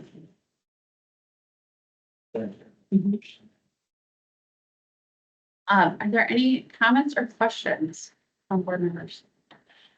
So, Madam Chair, I'm just trying to understand, this is a plaque on a standard of some sort, is that right? Madam Chair, Board Member Badgerow, Tina, you probably could answer it, but, so right now the application is, does call for a plaque, but as part of our process, we would accept the application, we would go through a whole design committee to determine maybe where it should be and what it could be. And actually at our very last item today, item 11, just the board memo talks about, we've been updating our application to focus less on what the design should be and more about telling us the story and the context and why it fits on the mall. Because we get a lot of people coming in with specific designs. And so maybe right now it is proposed to be a plaque, but it'll go through the board's process to determine if it should be a plaque or something. Visualize. Yeah, but so right now it's visualized as a plaque. Okay.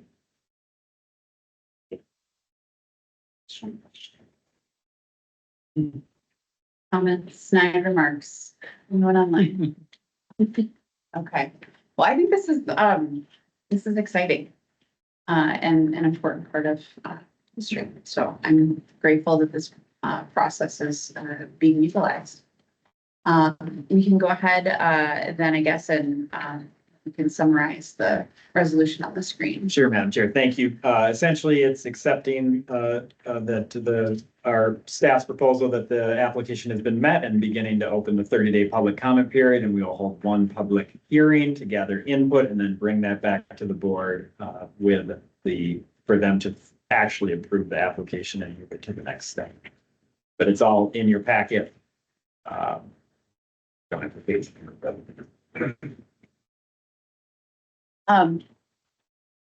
It's also just right on time because, April 3rd, Twins baseball. Let's go.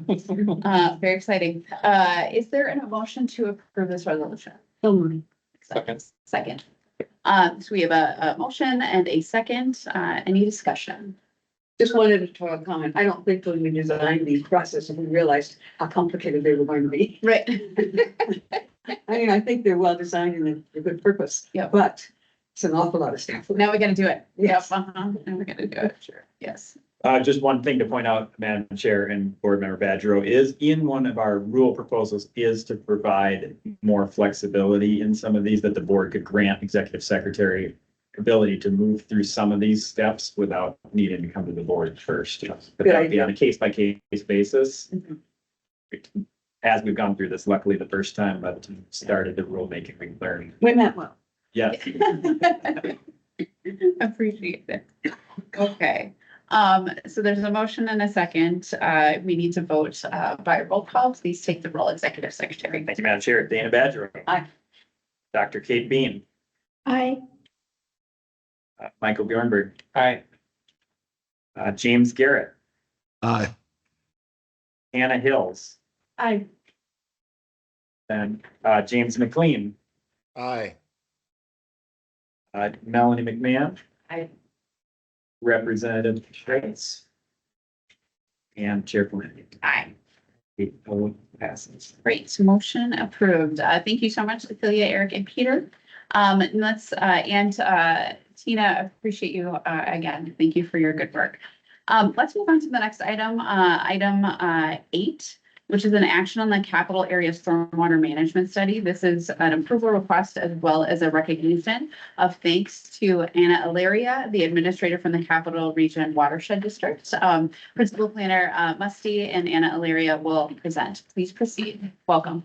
Thank you. Okay, thank you, Madam Chair. We're really pleased to have Anna and all the work that Cap Region Watershed District has done for Cap Board. Pete wrote a whole thing here that I was not prepared to read, but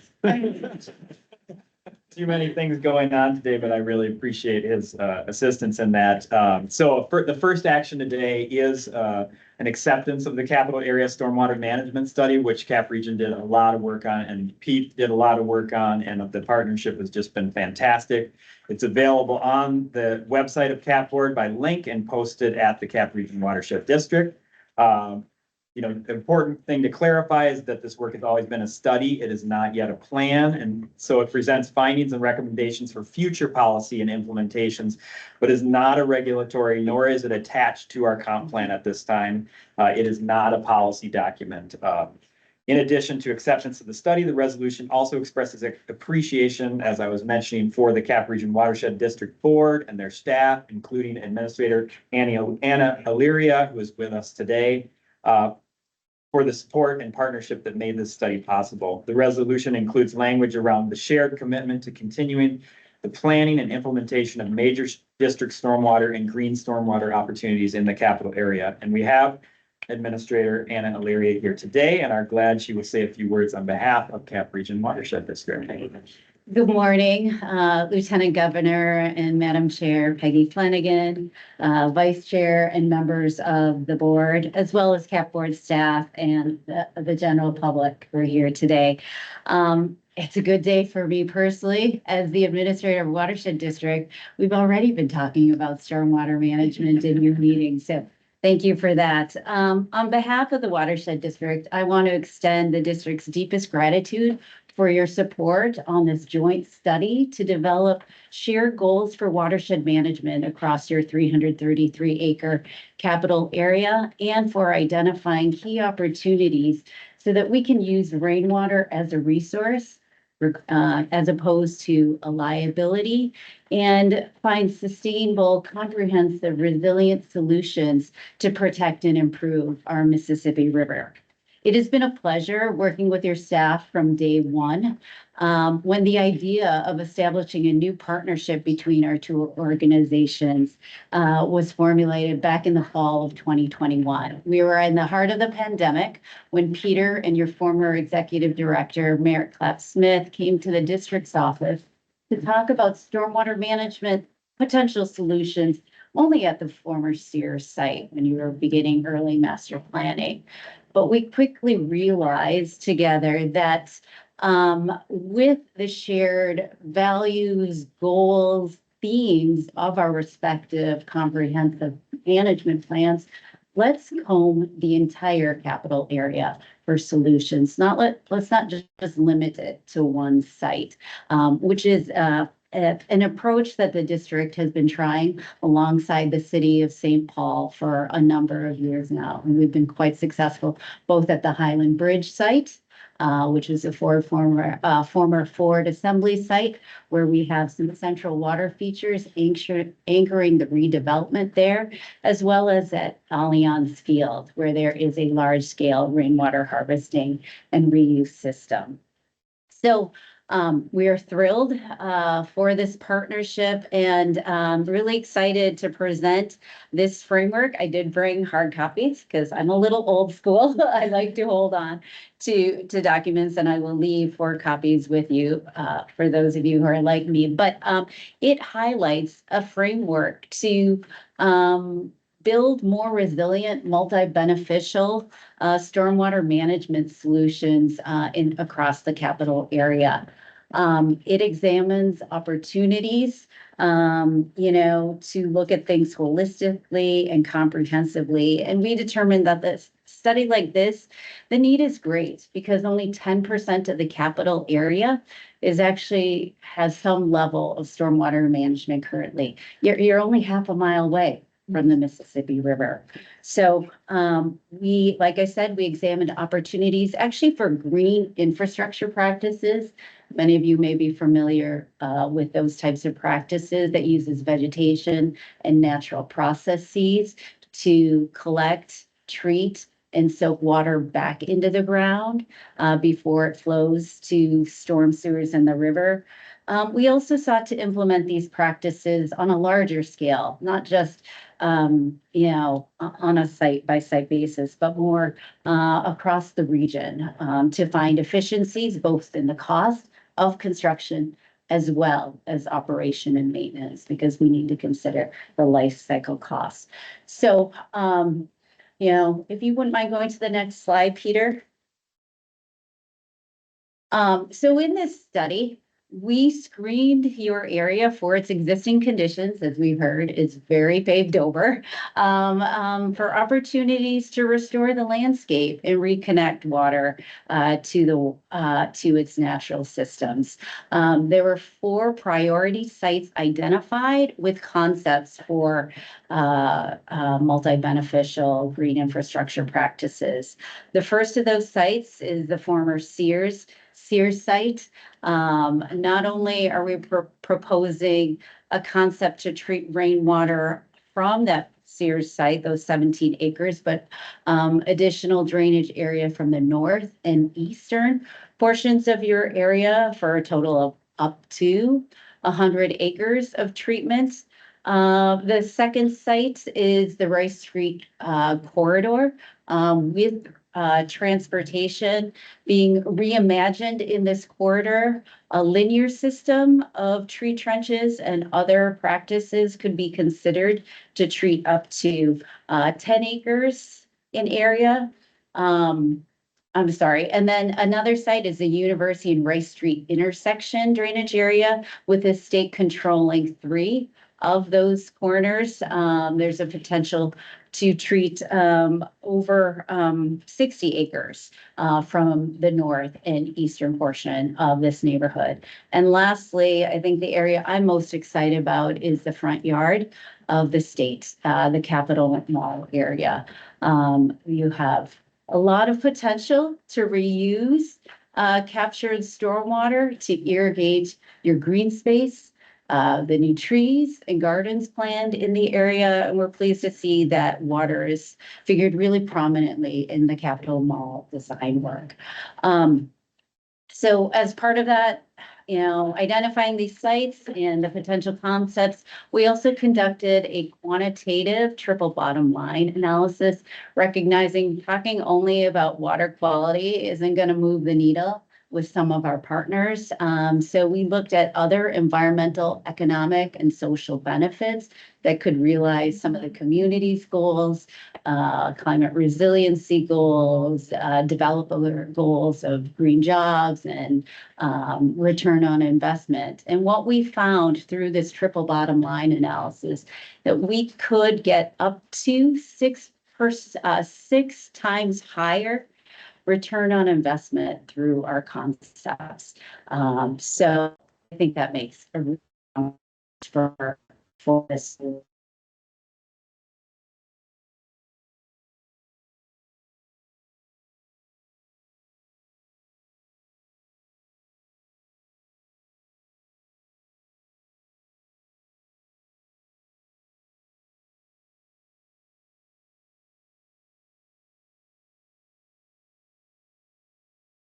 A lot of knowledge, passion, commitment, and years,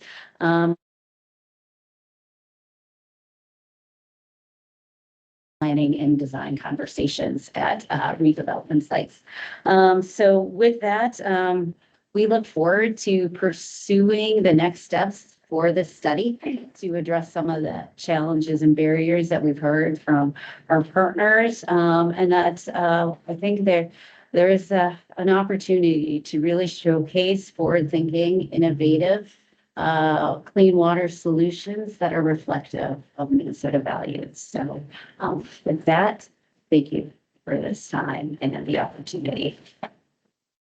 Great, thank you so much. I know, again, we want to just extend our thanks to you and to your staff as well. It's been a really important partnership and relationship, and we're grateful. I'm also old school, so I will hard copies as well. But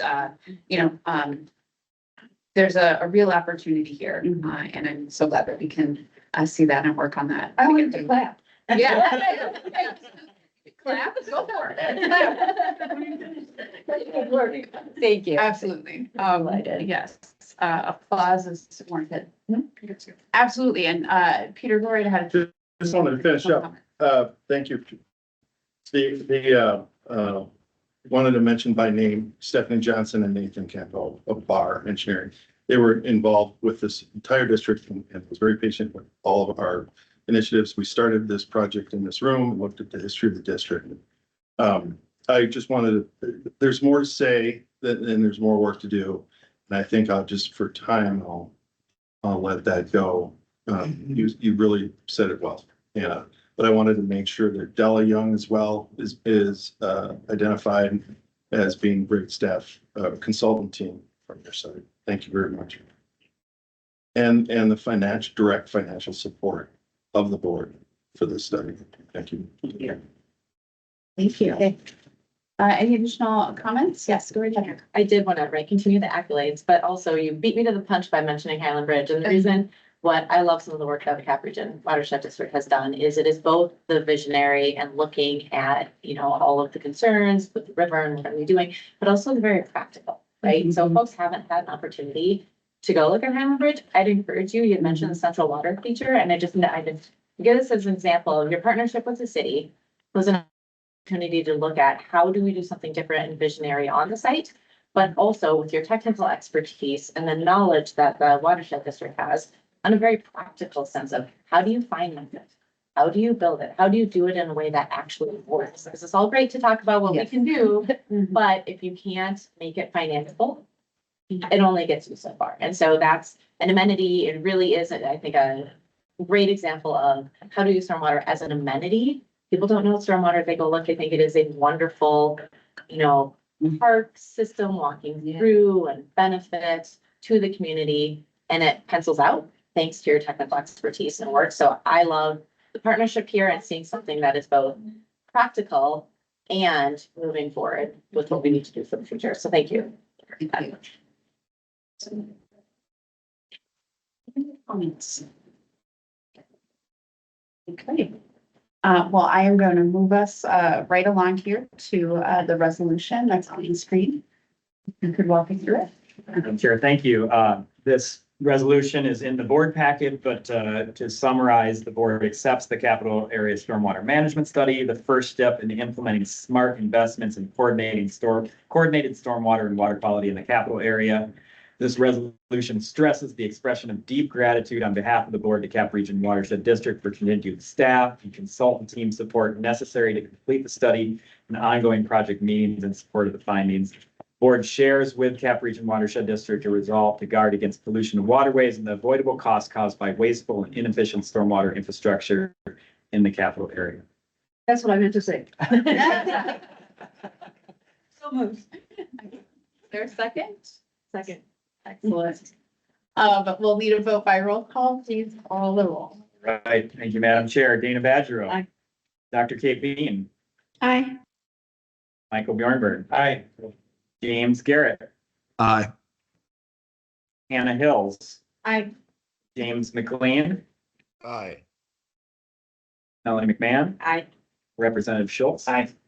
And Chair Flanagan. Aye. The motion is approved. Let's move on to the next item in today's agenda. Item 6 on the Rice Street BRT station location and design approval. Principal Planner Musty will present with Laura Gredeman, a Minnesota Transit Project Manager. Welcome, Laura. Please introduce yourself and proceed. Good morning, Chair, board members. I'm Laura Gredeman, and I am a senior transit planner at Metro Transit. I'm here today to talk to you about the G line.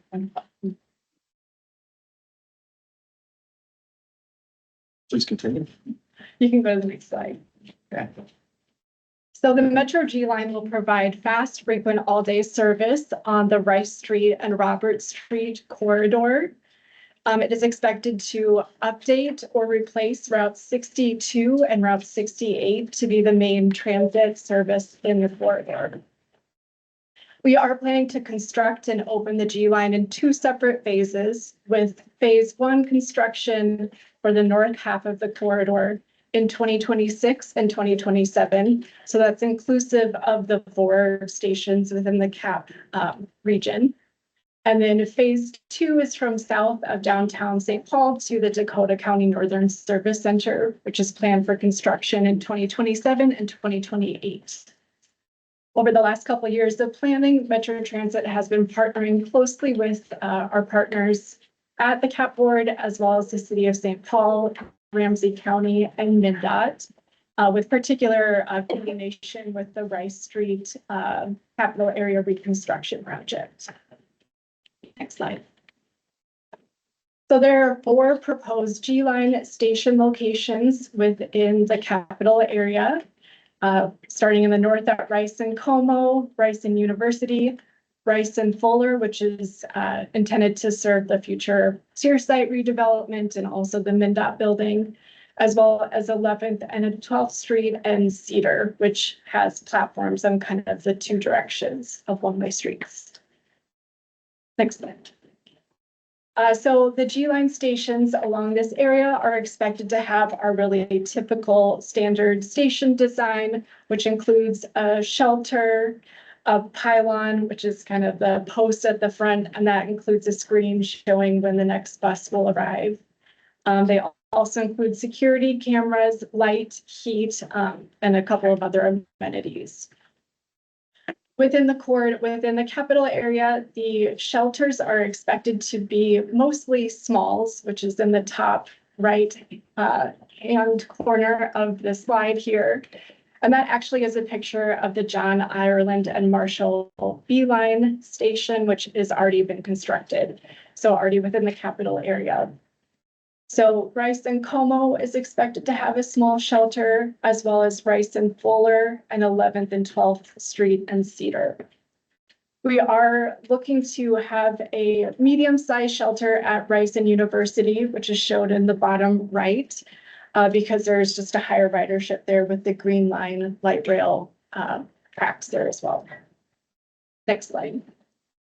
So I'll just go really briefly through these station locations. First, Rice and Como. And in the image, the gold boxes are where we would have our platforms, which is where people actually wait to get on and off the bus. This is within the Rice Street Capital Redesign Project. Go ahead, next slide. Rice and University, this is also within that reconstruction project. Here you can see that both of the gold boxes for platforms are on the south side of University, and that's really to make it easier to transfer between the green line and the G line. Rice and Fuller. So this station is really kind of being future thinking and wanting to make sure that we provide good access to the future Sears site redevelopment, as well as other capital area destinations. And then finally at 11th and 12th and Cedar, you can see here where the platforms are kind of split bi-directionally on the one-way pair of streets. So that was a really brief, keeping it moving. We are looking at both the station locations themselves and also kind of that standard design. Thank you. Thanks, Laura. I just want to point out a couple notes. First of all, thank you, Laura and the transit team for collaborating. And then a note, the Metro Transit is participating closely with the Rice Street team, the county and city Rice Street design team. And the 12th in the city with the 12th Street improvements.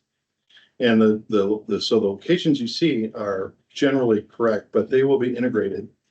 The details of exactly where the footprints are will be integrated as those designs are developed. Yeah, so in the planning phase, we really just kind of identify the general location, and then as our project collaborates with that design team, the specific locations will be determined. So it was helpful to get that parameter set. We know where, how many stations and where. Now those design teams will take the engineering forward. And then the point being with the resolution that we passed today, that unless there's a major substantive change, we will not be coming back for another approval. We'll be coming back and approving that within the street designs of those projects. These will be located, but we will not need to come back for a Metro Transit approval on station. Yeah. I just wanted to mention those. Yeah, and that there's a difference between arterial. And so this is a slightly different line. Can you characterize the difference between arterial BRT and then purple line, which is going?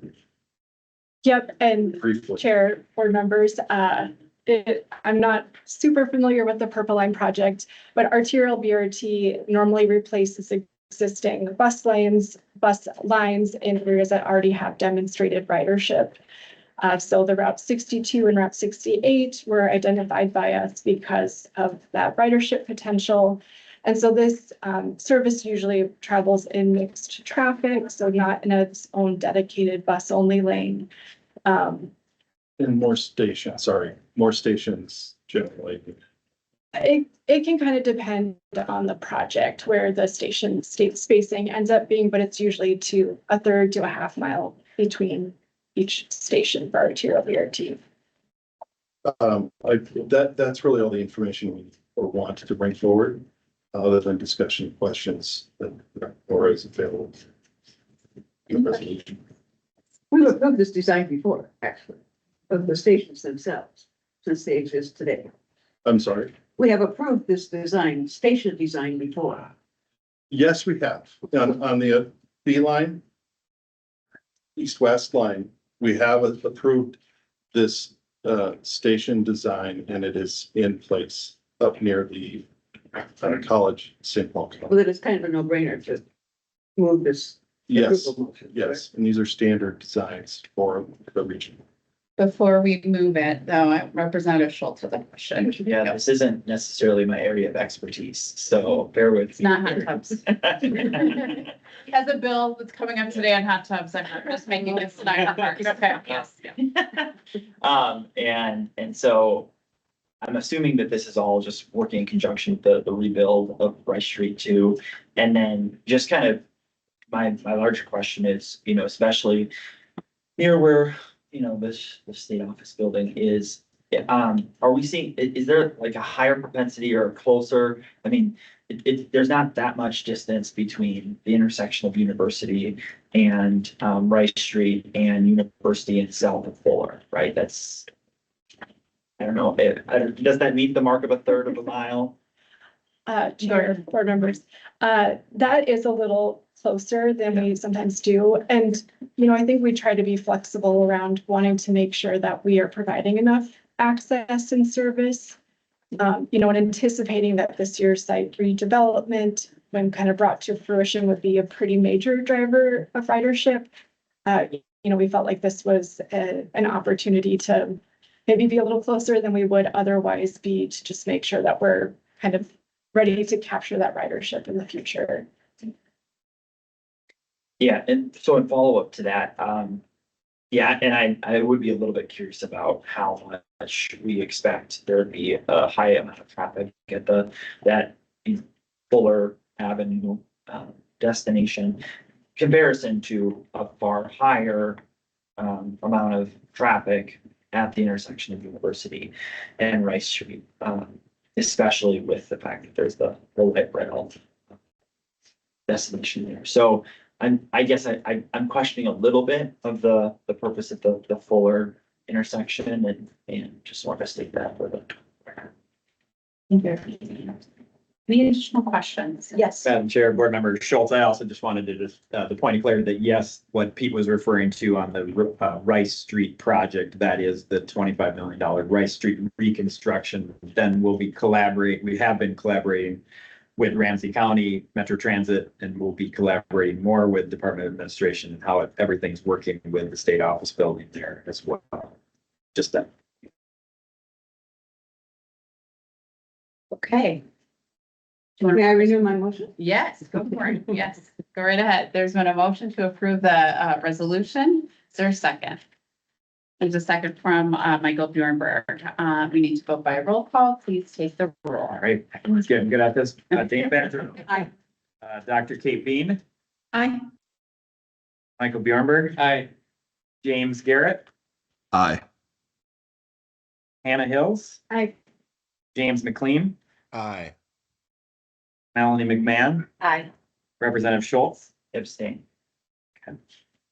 and Chair Flanagan. Aye. Right?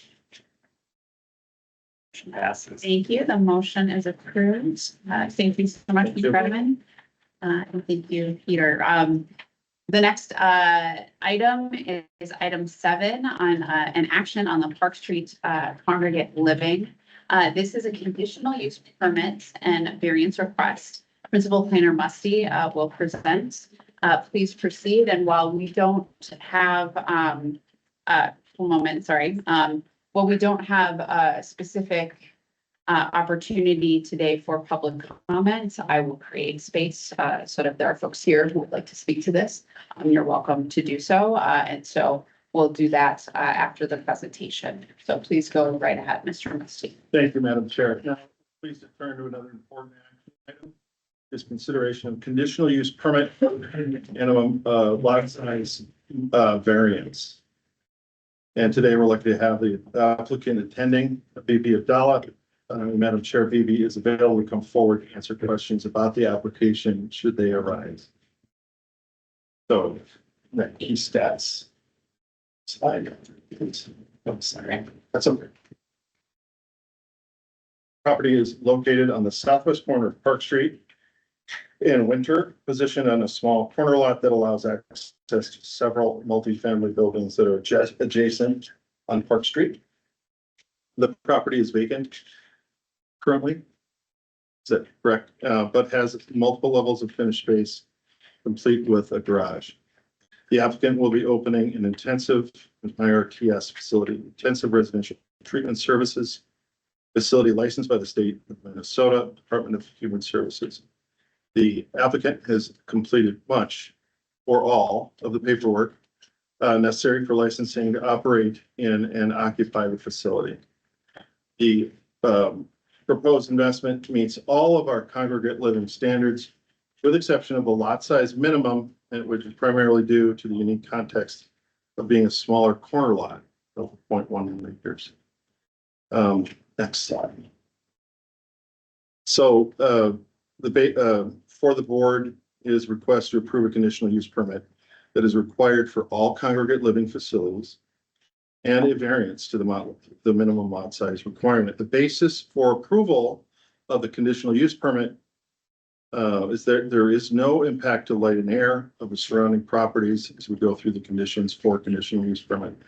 The proposed introductions of housing for vulnerable population implements comprehensive plan policy related to support for increasing diversity of living choices. Staff supports approval of the request and proposes no additional conditions for the board to consider adding to the CAAPB. And I'll just go through the variance in its basis, and then we can come back. Staff also supports approval of the variance requested, which is to allow the facility to be hosted on a 5,000 square foot corner lot. The basis for granting the variance is that a denial would mean the CAP board would be using a lot size standard to deny a proposed community living residential investment inside a viable vacant structure that is designed to easily accommodate the maximum of 6 residents proposed. If not for its urban context requiring a substandard lot size, the proposal meets all other CAP board zoning standards for congregate living, including spacing of congregate living facilities in the neighborhood, percentages of residents in the neighborhood, and is meeting all the state, county, and city licensing requirements. Next slide. And helpful illustration is the city, if this fell through to be reviewed within the city standards, would be allowed by right if applying recently updated standards in 2021 that exist in the rest of St. Paul for this specific housing offering. Specifically, under the City of St. Paul section 65162, supportive housing facility adopted in 2021, the applicant's proposal for a 6-person facility in a 3-bedroom house in any zoning context would not be triggering a need for a conditional use permit or variance. The public notice requirement for the variance was met earlier this year, as explained in the board memo, and the variance notice is attached that was sent over to over 100 properties, I believe, within the radius required by the rules. So with that, I think this is the appropriate time for discussion and for considering the resolution. If there are, how many members of the public would like to comment or any to the public? 1, 2. Anyone else? So 2? We live in the neighborhood. Yes, absolutely. And so I want to create space for that. This is outside of our usual practice, but I want to make sure that you have the opportunity to speak. What I would ask is just due to time constraints that you come on up and take about 2 minutes to present. We'll hear from you and then we'll hear from you. So please introduce yourself. Come on up to the table. You can if you'd like. Perfect.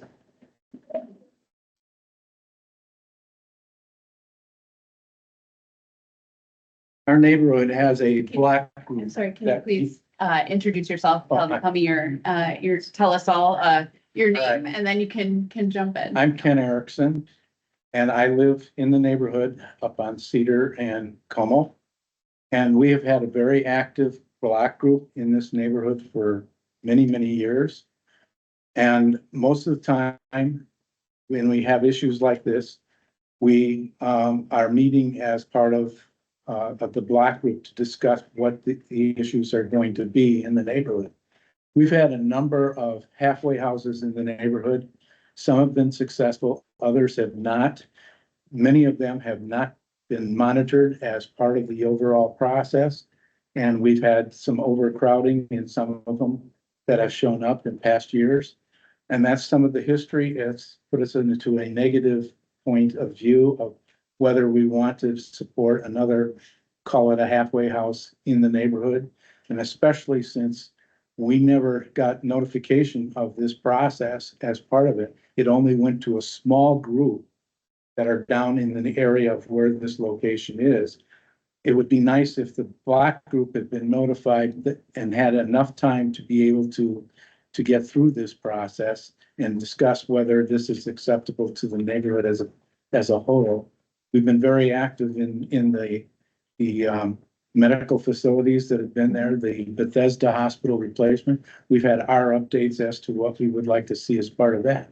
So with time, we might have been able to say we approve of this process, but we put a letter together from the neighborhood and the block group, and I'm going to read that to you. I am willing on behalf of the Capitol Heights Block Group to express the concerns regarding the requested variance for 615 Park Street. It is only in the past few days that the neighborhood became aware of this issue, leaving us with a significant concern in the process as well. We are opposed to granting the variance for this proposal of intensive residential treatment center program for mentally challenged individuals at this location. This is because our small community is already home to two similar facilities. One is the former Bethesda site currently under construction, and another is 696 Capitol Heights. We have witnessed firsthand the negative impacts of these facilities, including poor management with no accountability, and adding the third would be only exuberant to the issues that we already face. Several long-term residents of 50 plus years have shared their personal experience with us, stating that they had many years that they encountered significant issues until both of these facilities began their most recent run programs of the last many years. The neighborhood has reported increased thefts, property damage, and persistent disturbances directly tied to these facilities, their residents, and the most often their guests, which it attracts. As it is well known, mental health facility issues and substance abuse often go hand in hand at these programs and spills into the neighborhood. The impact of our community has been severe for these two facilities, as there has been no accountability, littering increased, and public disturbances, including noise and vulgarities, vandalism of the property, and theft from homes and cars. Additionally, we have documented incidents of property damage and blatant drug and alcohol use, where trespassing caught on video and reported to the police. In addition, sex offenders were regularly housed at 696 Capitol Heights and seen on notification postcards. Given this history, we are deeply concerned about the addition of yet another mental health facility in such close proximity, since the concentration of these facilities in our small neighborhood has proven problematic. Please know that the promises of enhanced security and monitoring from the previous facilities have not been effective in addressing these issues. We question the rationale behind improving a variance for this program. Why is Capitol Heights asked to bear the burden of housing so many of these facilities in one small area? This is not in my backyard stance, but a sincere appeal to prevent further harm to our community. We respectfully ask you to reconsider the approval of this variance. IRTS programs and vital to much needed and run responsible for vulnerability population. But these issues here is the concentration. 3 such facilities in one close proximity is clearly too many, as we have seen the negative consequences of the existing 2 facilities. Thank you for your time and consideration. We trust that you will can carefully weigh our concerns as you review this request. Capitol Heights Block Group. Thank you, Mr. Erickson. Any questions for Mr. Erickson? We appreciate your time. Come on.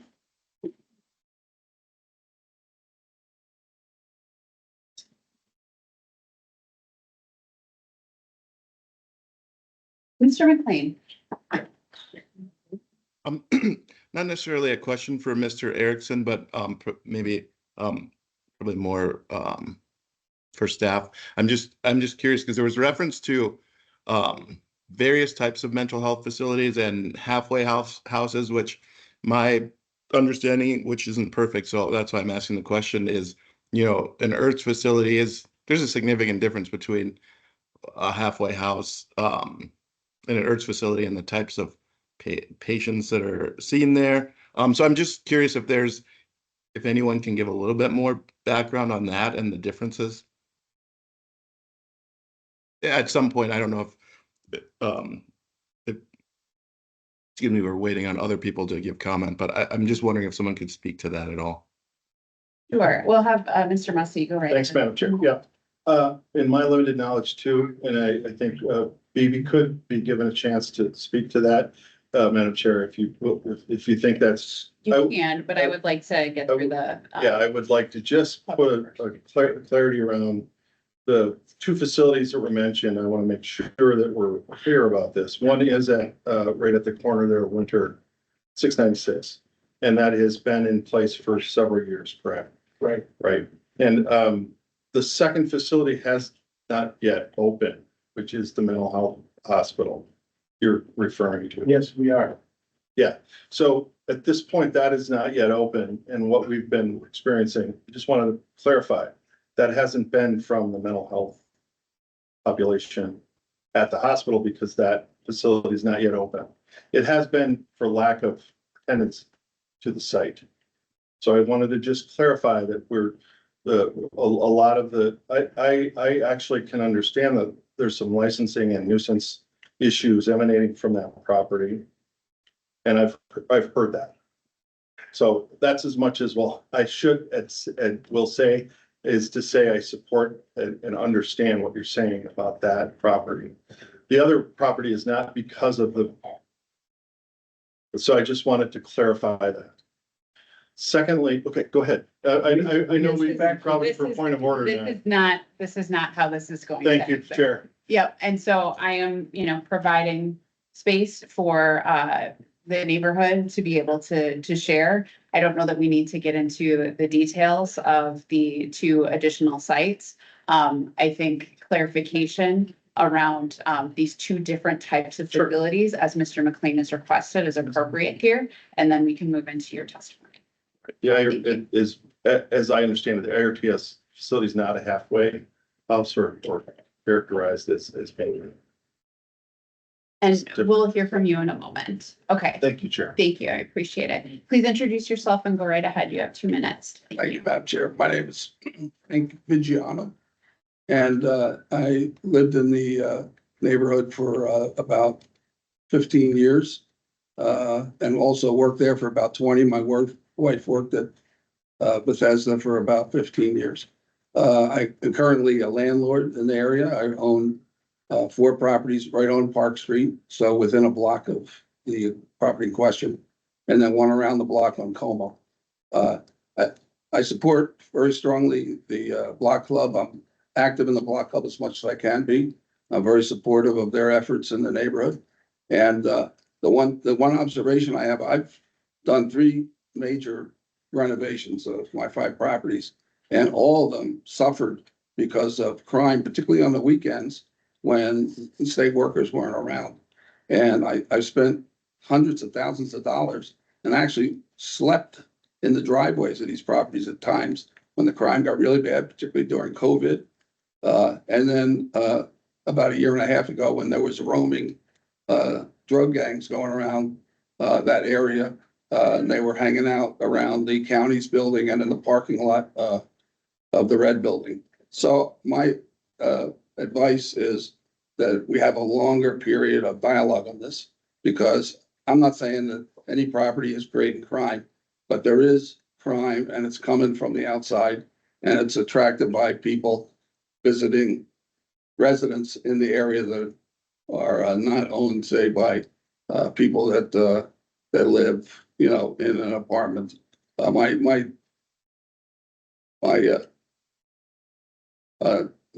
As a landlord, my tenants have expressed to me interest in staying in their units in the area because they like the area. They've expressed very strong reservations because of the crime. I have one tenant that's been there 18 years and she's at 629 Park. She's ready to go because somebody broke into her place at 3 a.m. and her husband had to hold the guy at gunpoint until the police came because he was so violent. So that's just an example, but it's going on now in the area. During the week, I think it's, like any other area, there's a lot of people, a lot of things are going on. People are going to stores, shopping. But on the weekend, it's very difficult. And I just ask you to consider that in the future.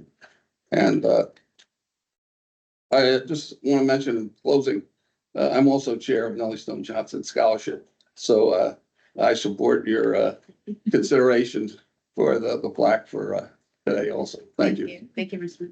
Mediano. Nice to see you.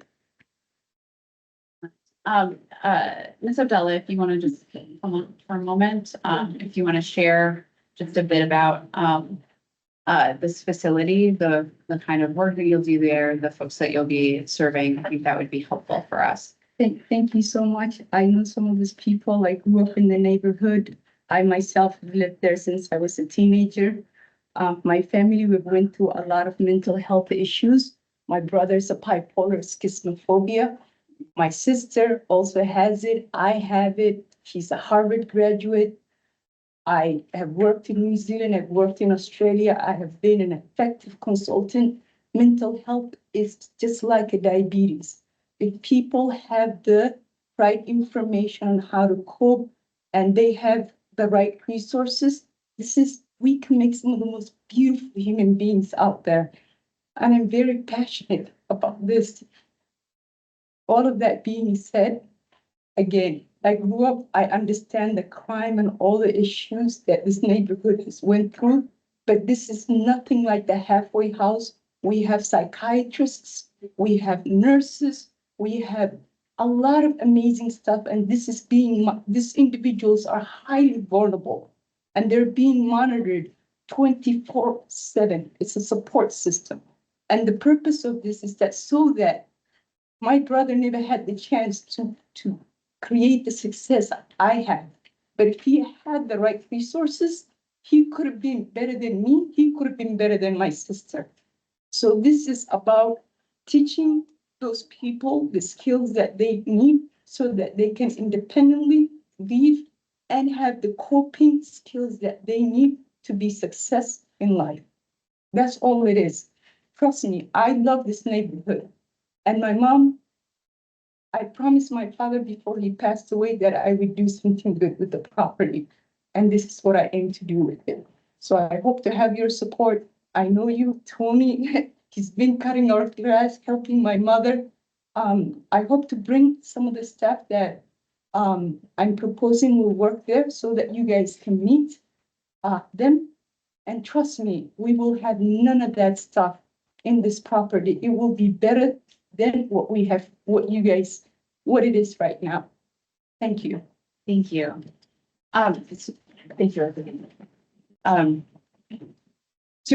I actually think we need more time. And I think we're gonna need more time to have a proper presentation of this in detail. I am clear that the role of the CAP board is actually to simply approve this variance and not to get into the detail of the project itself. However, it appears as though there's additional concerns from the community, from the neighborhood. And I think similar to what happened with the Bethesda site, it's appropriate to have a larger conversation here. And while Ms. Abdullah, I think that, will impact you, I think it is clear that there's a lot of emotion here. And in order to do this in a good way, I think we need more time. That is my proposal as the chair would be to table this resolution to give staff and community more time to have this conversation. But I'm happy to open this up to discussion. Ms. Hills, I'm actually interested in what you have to say as someone who lives in the community.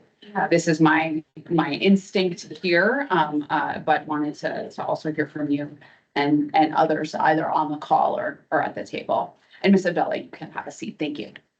Thank you, Madam Chair. As someone who is attempting to be a voice for the full community, I've been struggling this week knowing that Ms. Abdullah has been part of our community for 15 years, but also knowing that so many neighbors have concerns, I think very valid concerns about having a high concentration of these types of facilities without fully understanding the licensing expectations for each of these types of communities. I appreciate your sense that maybe we need more time. I would really appreciate having more time for discussion and just an understanding so that should this go forward, it goes forward with a community of support, which I think would be really beautiful for a facility like it's sounding like it would be. But just to better understand all of the guidelines around it, I would appreciate more time to have those conversations. Mr. Garrett, your hand is raised. Please go right ahead. Yes, thank you. I also would like more time to be able to really consider this issue. As someone that lived at 8 Winter Street, right down the block for a while back in the day, I am very aware of a lot of the challenges going on in the Capitol Heights area. So I think your initial thought about, wanting to maybe table this, I would concur with that and agree with that. So thank you. Thank you, Mr. Mr. McLean. Yeah, thanks. I have kind of no issue with like taking maybe some time to take a deeper look at this. I actually think some education around what exactly an IRTS facility is would be super helpful. I don't know who the right person would be. Like I can Health Partners operates IRTS facilities in a number of communities, including St. Paul, but maybe someone from the Department of Human Services or that licenses IRTS facilities would be helpful if we could get someone, because I just totally understand there's a lot of confusion about what an IRTS is, but like lumping them in with other types of facilities that are very different. There's different screening standards, requirements for staff 24/7. I just want that to be very clear to people, because it sounds like we are kind of lumping a lot of different types of facilities together. And I'd like to make sure folks have a clear understanding of what we're talking about specifically with an IRTS facility. So I'm totally supportive of taking more time to look at this, but I'm hoping we can have somebody who can speak to those, kind of define exactly what we're talking about when we talk about an IRTS facility. Thank you. Some people who work at the Department of Human Services, so maybe we could do that. I think that's right. I think I also want to be very clear that the correlation is not being made between people people with mental health issues and crime. I think that is a dangerous thing to do, and I don't want that to happen under the umbrella of the CAP board. But I do think we have very thoughtful leaders who are part of this organization and who would like more information. And I would just suggest, this is a suggestion to you, Ms. Abdallah, is to take the time to provide a thorough presentation of what it is that you are proposing for the community and the neighborhood. And I completely understand that this is a deeply emotional and deeply personal issue for you. And so I also just want to say I can see your passion for how important this is. And I think when we come to conversations like this one and one with the neighborhood, people just need to have a very thorough understanding of what it is that could be potentially impacting their community and their neighborhood. Welcoming in new neighbors, right? I think is a powerful thing to do, and creating the conditions so people can feel supportive of that, I think, is important. So with that, could I have someone make a motion to table this? So moved. Thank you. Can I have a second? Second. Thank you. It has been moved and seconded to table this resolution. Any discussion? Well, Madam Chair, I think Yes. this halfway house was mentioned, and I think that's typically criminals who are on their way back to the community. And I think there's a big difference, and I appreciate your not wanting to stigmatize those with mental illness. So let's get it clear. What is this that we're doing here? Absolutely. And I am, again, very clear about the need to move this along. So would advise staff community, and Ms. Abdullah, to work, closely together, to determine, potentially an accelerated timeline for community engagement. Okay, with that, Executive Secretary, if you would take the roll. Sure. Dana Badger. Aye. Dr. Kate Beam. Aye. Michael Bjornberg. Aye. James Garrett. Aye. Hannah Hills. Aye. James McLean. Aye. Melanie McMahon. Aye. And Chair Flanagan. Aye. Motion passes. Thank you. Motion approved, and we will continue this conversation, and I will, work with our staff, to also determine if there's an appropriate role for, DHS here, as well. Great. So we'll move on to the next item on the agenda, item 8, and it's an action on Jackson Street reconstruction. This is a permitting request. We're joined by Cassandra Pinta, lead consultant for the city of St. Paul, and principal planner Musty. Come on up. Welcome. Please introduce yourself and then please proceed with the presentation. Sure. Thank you. My name is Cassie Penta. I work at TKDA and on behalf of the city of St. Paul for the Jackson Street reconstruction project. And I believe he has a presentation he wants to go over, but it is right along the eastern border of the area.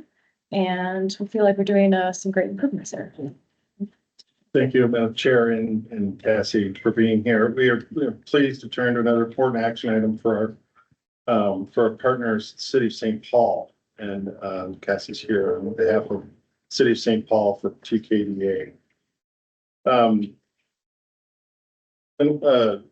So Cassie, along with the city staff, Jerry Lee, Yes, your leader, has been leading the planning and design for the reconstruction of Jackson Street from University near the Gillette and Casco Memorial Park overlook. There. Up to Pennsylvania, West Pennsylvania Avenue. And it's the eastern edge of the capital area. The Jackson runs through Capitol Heights, the capital area here to the west of Jackson, and the Mount Airy neighborhood. Next slide. So please refer to the memo, pause and even to look at it if you haven't. Make sure that you understand the information. We don't have time to go through a detailed presentation of the design, so we are referring to the information that was furnished in the memo and relying on you to have read that.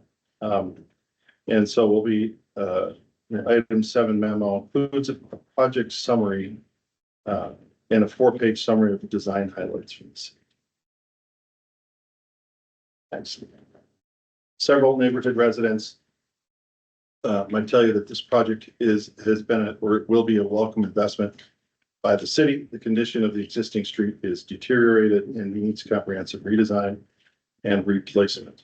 The proposed design introduces safe crossings, dedicated bikeway, and enhanced pedestrian zones. Canopy trees are introduced where possible, and on-street parking is maintained in limited locations. Just Advisor Favor couldn't be here today, and I wanted to pass on his statement of support for the project. I won't read it. I'll just let you guys take it in. And so what I'd like to do with that is to, again, make sure that board members have read and reviewed design in the memo, and then move on to discussion and resolution. Any questions for the project lead? And today we're being asked to approve the 90% design. Yes. With a caveat that when something changed, when we come back, is that it? Yes, Vice Chair. any questions or discussion? Yes, Ms. Wilson. I just want to say we've had the team to block club meetings and are really grateful for their desire to have input from the community. So several members of the community have been able to give feedback on the design plans, and I believe it was Don over here that told us about the original Jackson Street and how excited we are about improving upon the current design that is there.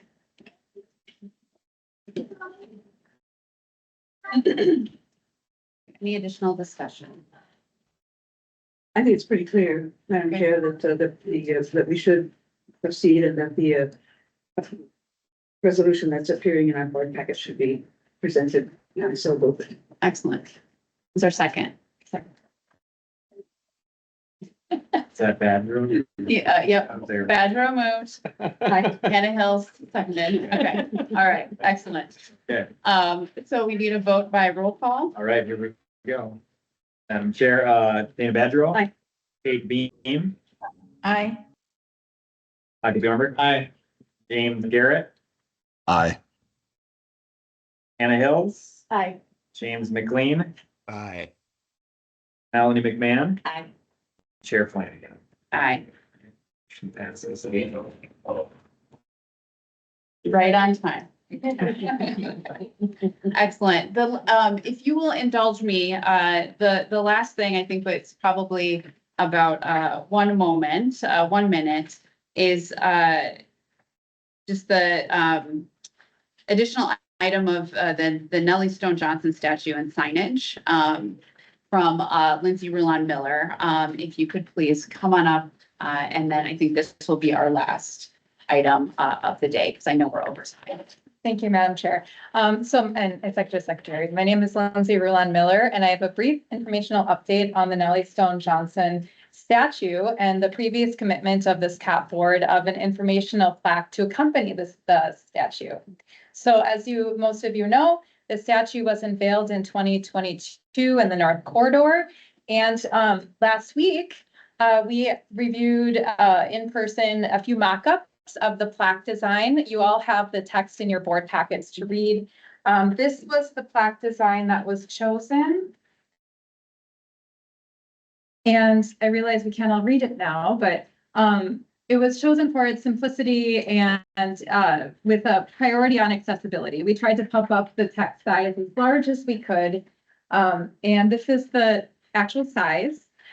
So we will be producing this in bronze with the foundry, and it should be installed in June of this year. Awesome. So you'll hear more when that's unveiled. Hopefully we have a little reception. So Thank you. That's all. Thank you so much. Yeah. We look forward to that reception. This is very exciting. What a lovely note to end on. Thank you. I love being in the rotunda and then coming around the corner and seeing her. Her presence is so very welcome. And telling our full history and acknowledging leaders from all different backgrounds is important, especially in this moment we find ourselves in. And I will editorialize that myself. Okay. So we think we are going to just skip these other items because we are at time. We'll approve minutes later on. And so if there's any other further comments or questions from board members before we wrap here today. Thank you for participating in a very long, very robust meeting. Welcome aboard, Mr. Bjornberg. We will absolutely get you a new plaque. Appreciate all of the work of our staff and the work you do every day. I know there's so much magic that happens when we are not in the room with all of you, and so it is much appreciated. We know that there are additional action steps coming out of this meeting. We'll look forward to updates there, and we'll see you soon. Look out for the next meeting that we'll be having, and I would ask for a motion to adjourn. So moved. Second. All those in favor of adjournment, say aye. Aye. All those opposed? Okay, we are adjourned. Thank you.